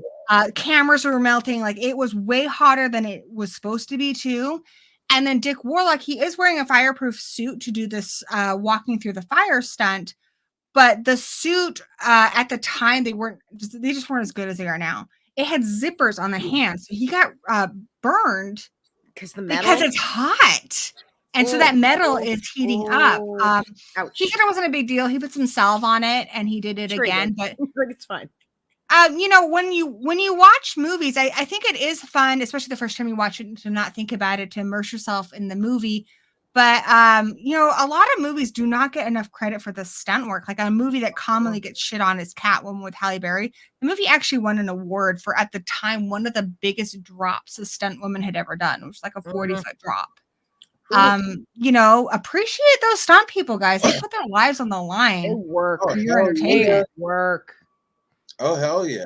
A lot of people don't know this, that before he actually became Michael Myers, started getting some roles as Michael Myers, George P. Wilbur did a lot of stunt work as Michael Myers and stuff like that. So definitely got to give credit to the stunt people because they're the ones taking all the bumps and the bruises, really. Absolutely. Just so you could watch a cool movie, which I think is real cool. And obviously, they love it. That's why they do it. But, when I watch something the first time, I don't pay attention to it because I'm trying to enjoy the movie. But when I watched it the third or fourth time and I'm looking at the special effects and, just trying to appreciate, like, wow, somebody did that to their body for this movie. So it's art. It's another kind of art. Yeah, absolutely. So that was the movie. Let's talk about some of the alternate endings. Rick Rosenthal was actually really surprised that the original ending that's in the script that he shot did not make it into the movie. I have my own theories on why. He wanted the ending to be kind of like Carrie, where, the hand reaches up and grabs Sue's leg. So she's in the ambulance like we see when Mr. Sandman plays, but then behind her, a figure sits up forward, covered in a sheet. We had this moment where we think it's Michael Myers. The sheet comes down and it's Jimmy. And then she just says, we made it. We made it. I don't know who made the call. Rick Rosenthal doesn't know who made the call. I think they got rid of it because it was too much of like a happy ending. They wanted to end on more of a creepy note. Yeah. But I do like knowing what happened to Jimmy at the end. Even Lance Guest says that he agrees that the movie should have ended on her. But I would have liked to see it. I'm glad we see it in the deleted scenes. Yeah. No, agreed. Yeah, I agree with that. Yeah, I forgot all about that deleted scene or that alternate scene where her and Jimmy wake up in the same, hospital, in the same, ambulance or whatever and stuff like that. And if they wanted to, and that's another thing, like if they wanted to really continue from that point on from Halloween 2, they really could have delved into that, because then in that moment, you can say that maybe Laurie and Jimmy got together after those events. And then, yeah, that's further evidence that he's Jamie Lloyd's father. Yeah, that's true. Yeah. Mm-hmm. We never got Jimmy's last name? No. No, I don't think we did. It could be Jimmy. Jimmy Lloyd, Jamie Lloyd. Makes sense. It sounds awfully similar. Another thing a lot of critics commented on, which I think is interesting, because I think this was before.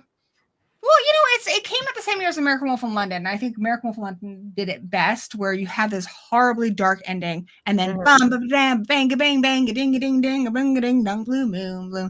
Yeah, where it's just like, whoa, we're shifting tones that quickly, because you leave American Wolf in London in a great fucking mood. By the way, if you guys haven't seen that, it's like one of the best movies of all time. Anyway, this movie does that too with Mr. Sandman. It's in the opening credits and it's at the end. A lot of critics didn't like the tonal shift. I mean, I actually think Mr. Sandman's really a good choice, and it's really creepy, because the whole movie, Laurie, and it's her story, ends on her. She's saying, don't put me to sleep. Don't put me to sleep. She doesn't want to be vulnerable. She doesn't want to be vulnerable to this strange man who she finds out is her brother. She doesn't want to have these creepy dreams that have been haunting her probably for her whole life. And then at the end of the movie, I think it's still telling us that she's got even if Michael Myers is dead, she's still got a lot of work. She's gonna be haunted by nightmares and stuff, and so it's well, it feels, I don't know, like, to me it's not the same as, it's not like, it's a weirdly creepy song in the context of the film. Right. Exactly. It's, yes, the intention of the song is to not be a creepy song, but when you pair it with this movie, it doesn't feel like we're trying to go for some kind of like, it's to contrast, right? And by doing so, you kind of draw attention to how creepy that song kind of is when you listen to it. I actually always thought that the Mr. Sandman song played so perfectly with part 2. I can't not think of this movie when I hear that. No, it is burned. Well, and I mean they did the like creepy version of it for didn't Rob Zombie use a like weird version? He did in part 2. In part 2. Because really good. like, for if you're a fan of this film, we associate that song so much with it. So I don't know. They used it for H2O in the beginning too, because I think it just has that connection. Yes. That was it. I was like, I was just watching something. What was I just watching? That was it. Yeah. No, I don't. Yeah, I would disagree that it's some kind of weird like. I think it fits it and suits the mood perfectly.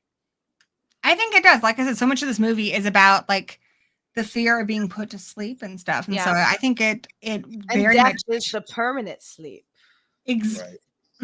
Well said. So this movie, despite the mixed reaction from critics, it actually was the second most successful horror movie of the year, right behind American Werewolf in London. It was #1 at the box office the week it opened. The movie cost about $2.5 million to make, and it brought in, I think, 47 million. Yeah. No, the original Halloween brought in 47 million. This one brought in 25 million. But it still did really well. It was way more successful than other films that were great successes of that year, like Friday the 13th Part 2 or The Howling. Like I said, it was the second most, right behind American Wolf in London, which is a gem. It's a gem of a movie. And as far as we talked a little bit like Carpenter says this movie's an abomination, though he does blame a lot of it on his script. And then talking about like critical ratings now on Rotten Tomatoes, it still has a Rotten Critics score, which I find really surprising. Interesting. Especially because so many people, like even on YouTube and stuff, have become Rotten Tomatoes critics. It's got a 30% Rotten score and a 63% fresh audience score. And on Letterboxd, it's got a 3.2 out of 5, IMDb a 6.5 out of 10, and Metacritic a 40 out of 100.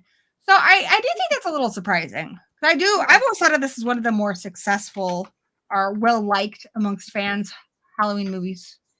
I think the reason why John labeled it as an abomination because of the direction I would want to almost say had to go with making Michael and Laurie siblings.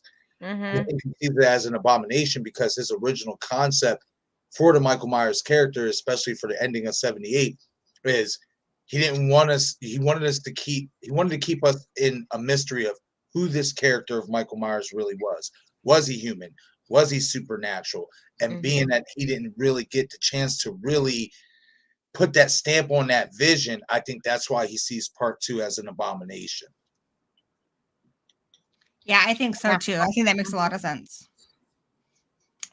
There's also a true crime link to this movie too, which Kim probably knows about. Richard Boyer. He murdered an elderly couple, which kind of the way the murder is done and everything, it is kind of similar to, you know, some of the kills in this movie. He claims that he was on PCP, marijuana, and alcohol watching this movie. He had hallucinations, and that's why he killed these people. It went to court. They even played clips of this movie to people in court, and they were like, there was a lot of similarities and stuff. And this really was kind of the beginning of these debates about, you know, can horror movies make people kill, which I've always firmly said no. No. To quote Billy Loomis, horror movies don't create killers. Horror movies make killers more creative. So yeah. But like, so does then any art and media and books and music. And I mean, like, if you're gonna, like, it's the sharing of ideas, right? That's what we're doing there. Yeah. Well, and also that he was not successful. He was retried a couple times because they messed up his Miranda rights. Not because there was. I knew you would know about this. I knew it. Of course. Good job. No, he was retried. He was linked to other murders too. So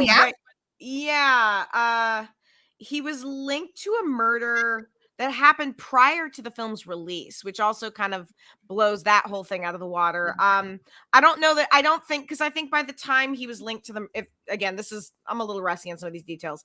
The time that they linked him to the murder, it was kind of beyond the point of it mattering because he was already very firmly in prison. But yeah, he was retried on a Miranda rights thing. And every single time he was found guilty. I think for a lot of these people, it's kind of a scapegoat, you know, and again, it comes back to what we were saying about the mob. Like when horrible things happen, people want to point the finger. The parents raised them poorly. They had a medical condition. We need, like in the Jeffrey Dahmer thing that came out, we want to study his brain, find out what's wrong with his brain that made him kill people. Yeah. You know, he watched scary movies. He listened to horrible music. You know, he listened to, metal music. Who people just want somebody to blame. And unfortunately, it's just never that simple. No, it never is. And again, it kind of does a disservice to the people involved in it to point to one thing and say this is what happened and this is what did it. Like, no, it's not. That's not how that works. Right. But anyway. Well, we have exhaustively talked about Halloween too. How does this movie? Oh no, we lost her. She'll be back. How does this movie for you stand out from the rest of the franchise? Like, what makes this movie special to you? I think I really like Halloween 2018. I like Halloween H2O, but for me, this is the best sequel of this franchise because of the continuality of the story. Even though they had to get a little bit different, we still get all our main characters back in Laurie Strode, Dr. Loomis, Michael Myers, but they also added in some fresh characters with, Officer Hunt. You had the nurses, the doctors, and all that stuff. But for me, overall, why I believe this is one of the best sequels ever in any genre, whatever, and in this franchise is because of Dr. Loomis and the way that he carries and he makes you believe in the mythology of this character. You know what I mean? He's not a man. He's not human. You know what I mean? You feel that when you see Michael get shot 6 times. you feel that, well, 7 times. Don't change your channel name because of the stream, please Oh, don't. I'm not. You feel that when Laurie does shoot him in his eyes and he's still swinging and stuff like that. Like, they continued and captured the mythology of what Michael Myers is and supposed to be. Outside of adding, the whole siblings, they kept him as he should be. This ominous killer who, you basically get in his way, he's going to kill you. You know what I mean? Now, obviously, they made Laurie a clear target in Halloween 2, and just the direction, taking it to a hospital, that was something we never really see done. Place where you're supposed to be safe. Yes, exactly. And I think there's something about Michael Myers where he kind of embodies this under layer of suburbia that's really dark. When you look at movies like The Girl Next Door, which is based on a true story, there are some really horrific things that have happened in suburbia where you're supposed to be safe, but sometimes there's just some twisted shit that happens. And for me, Michael Myers represents that, like this inexplicable evil that comes from places that are supposedly safe. And in this movie, it expands to the hospital where, again, you're supposed to be safe. You're supposed to be protected. Yep. But he represents that evil that is in these places, and we see that like in hospitals all the time. Dentist office, you hear of horrible things that shouldn't happen. With police officers, you hear of horrible things that shouldn't happen. I feel like Michael Myers kind of embodies this evil that lurks within the shroud of safety, like whether it be suburbia, the hospital, what have you. Or I could just be way, way crazy. No, I would agree with that. No, I think the actors and the characters have a lot to do with, at least for me, why this movie continues to work. And again, I think in general, Donald Pleasence is I sort of feel like where I'm bummed out that we never got another film with Jamie Lee Curtis and Donald Pleasence together. They're only in 2 together. We're only in 2 together. But I think there is something in a way kind of lovely that when he died and when was unable to, she does come back. She does. He's actually in more movies with Dan. Well, no, I guess he's in the same amount because it's 2. He's in the same amount. He's in more with Jamie Lloyd, just with not Jamie Daniel Lloyd, Harris, sadly. Yeah. But I think, the first chunk of the franchise, he's the anchor, and he has such, like, we joke that there's actors who you'd listen to them read the phone book or whatever, but I think for him, he's it's not just that he's one of them, it's that he has this believability that even when that's what Marques was saying. Yeah, like even as you start to go down the very weird hole that part 6 starts to go down, like 5 and 6, he's always fully committed, and he's believing it, and he's committing to it. And so you as the audience are willing to go on this journey and believe and commit with them. And I think, and again, I think this is where you really see it happening, because I feel like in part 1, he's fantastic in part 1, but in part 1, you do still have that feel of this is the actor we're bringing in to give this some like artistic credibility, and we only have him for however many days. He wasn't there very long. Yeah, he wasn't. No, and it's because they only had him for a couple days, and you feel that in the first movie, and in the second movie is where I feel the actor just being like, all right, let's do this. Yep. Honestly, for that's my next question to you guys is, what would you say to people who are like, oh, well, Laurie Strode doesn't do much in it, or it's kind of slow, or it's too gory, or whatever their criticisms are? Like, what are you going to say to them to give it another shot? I tell people a lot because I'm constantly defending Rob Zombie's Halloween 2. However, I tell people it's not a Michael Myers movie. It's a Laurie Strode movie. You need to get that Michael Myers shit out of your head and watch it as a Laurie Strode movie. With this movie, it's not a Laurie Strode movie. It's a Loomis movie. This is the most Loomis of any movie in the franchise. Mm-hmm. Watch this movie to explore his character, because he's in this more than he's in 1. He has more to do than he does in 4 or 5. I think it's the best representation of his character.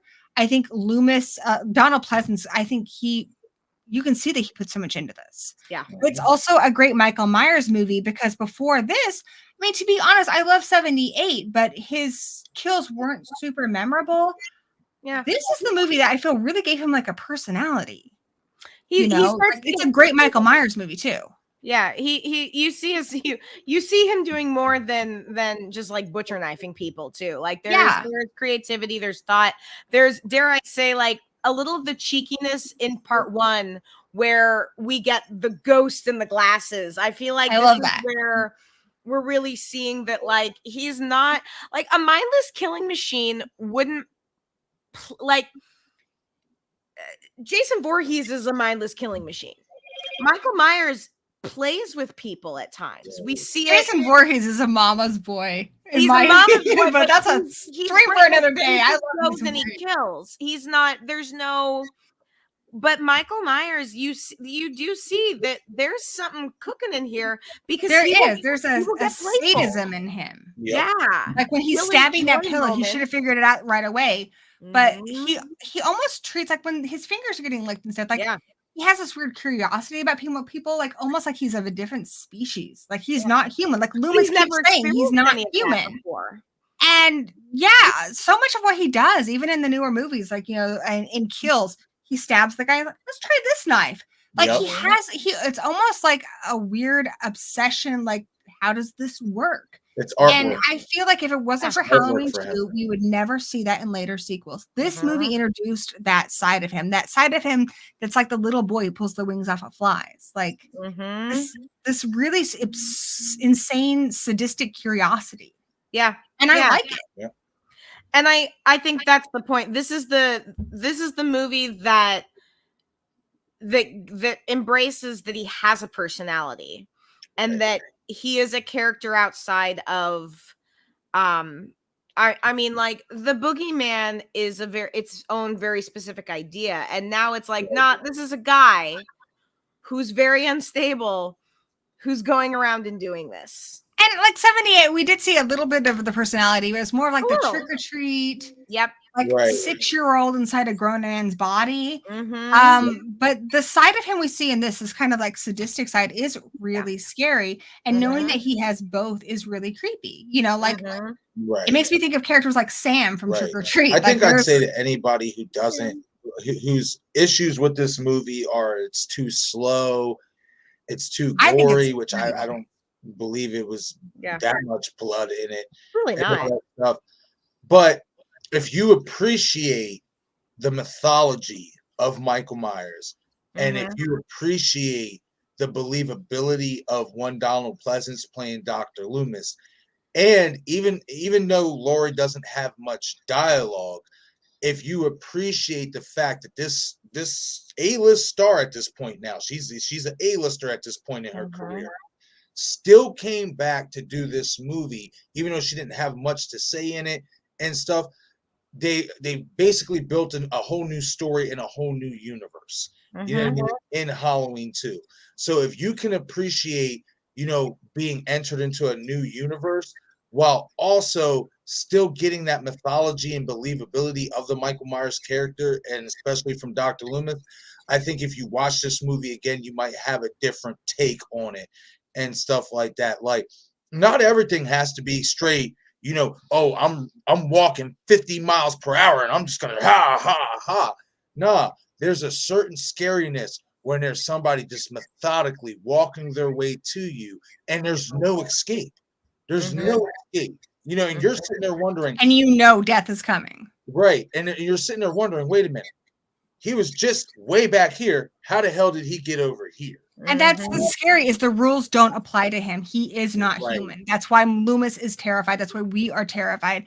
And I would also say if you love Halloween, this franchise at all, every single sequel owes something to this movie, whether it be the siblings plot that's a part of so many of them, the introduction to the anthology idea, which for season of which was brought into this one, even just his strange, like the brutality I was talking about, that you wouldn't have Kills without that. The mob mentality, the way the townsfolk are trying to destroy his house, you wouldn't have that.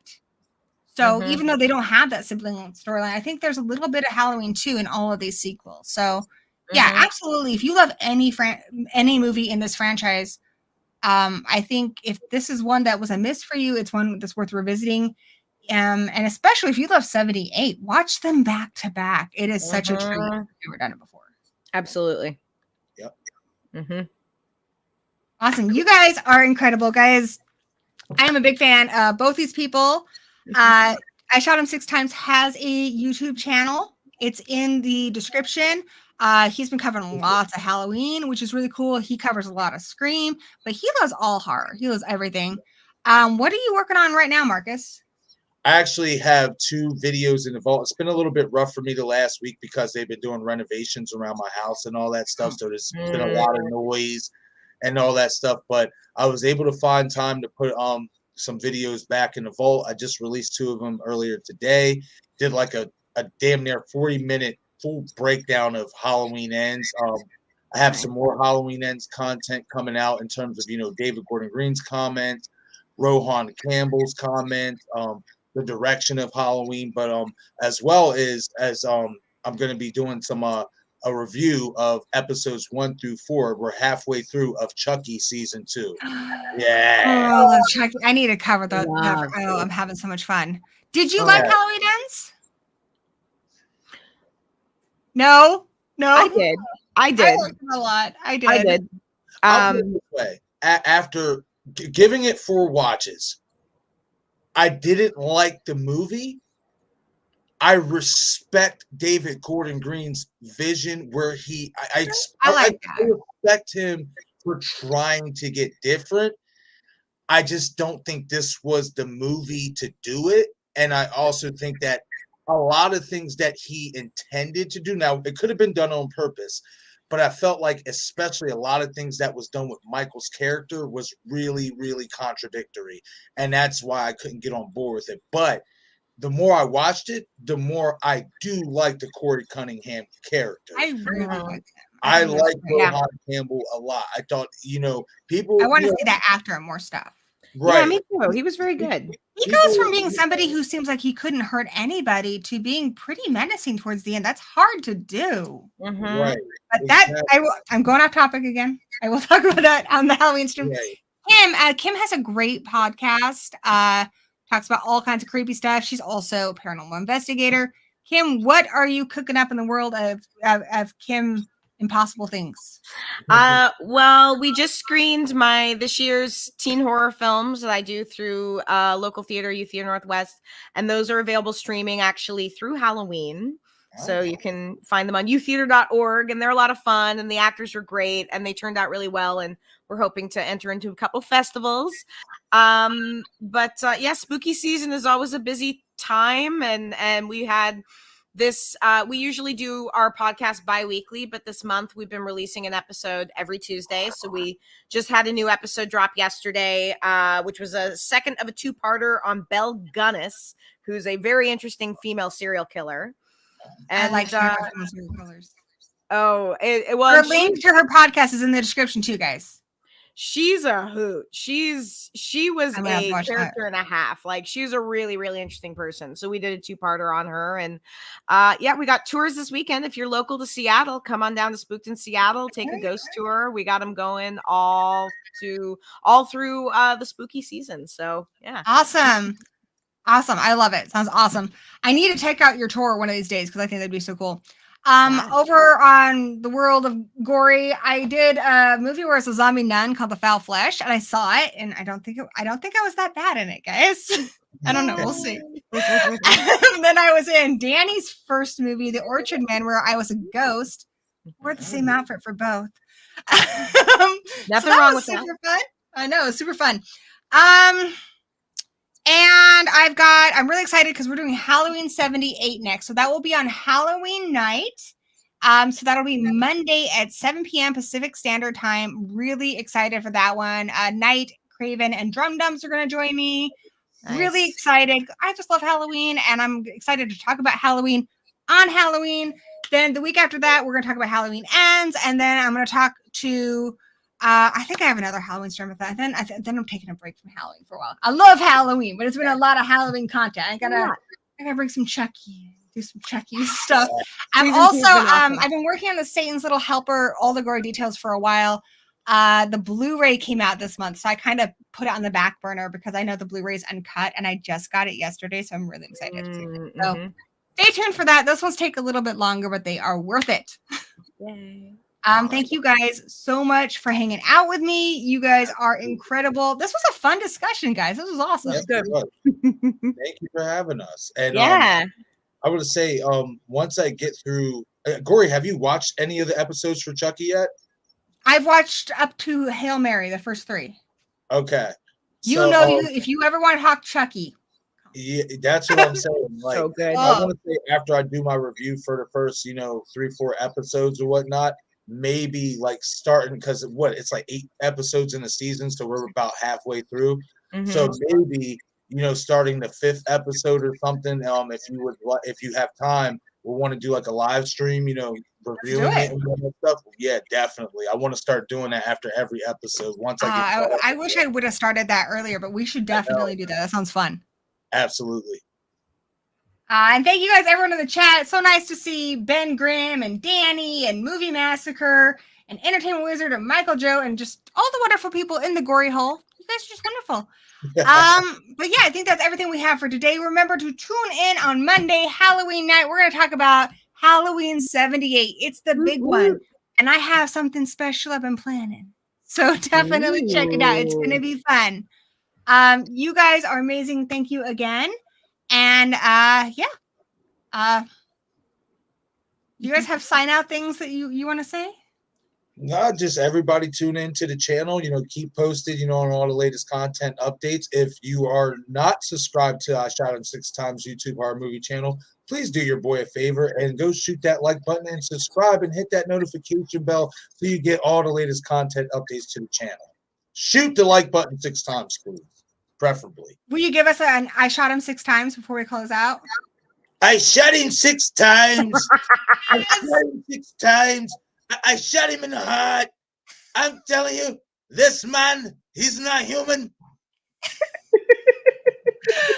you got any final words you want to say? We sign off the podcast with "Stay Spooky," so everyone stay spooky.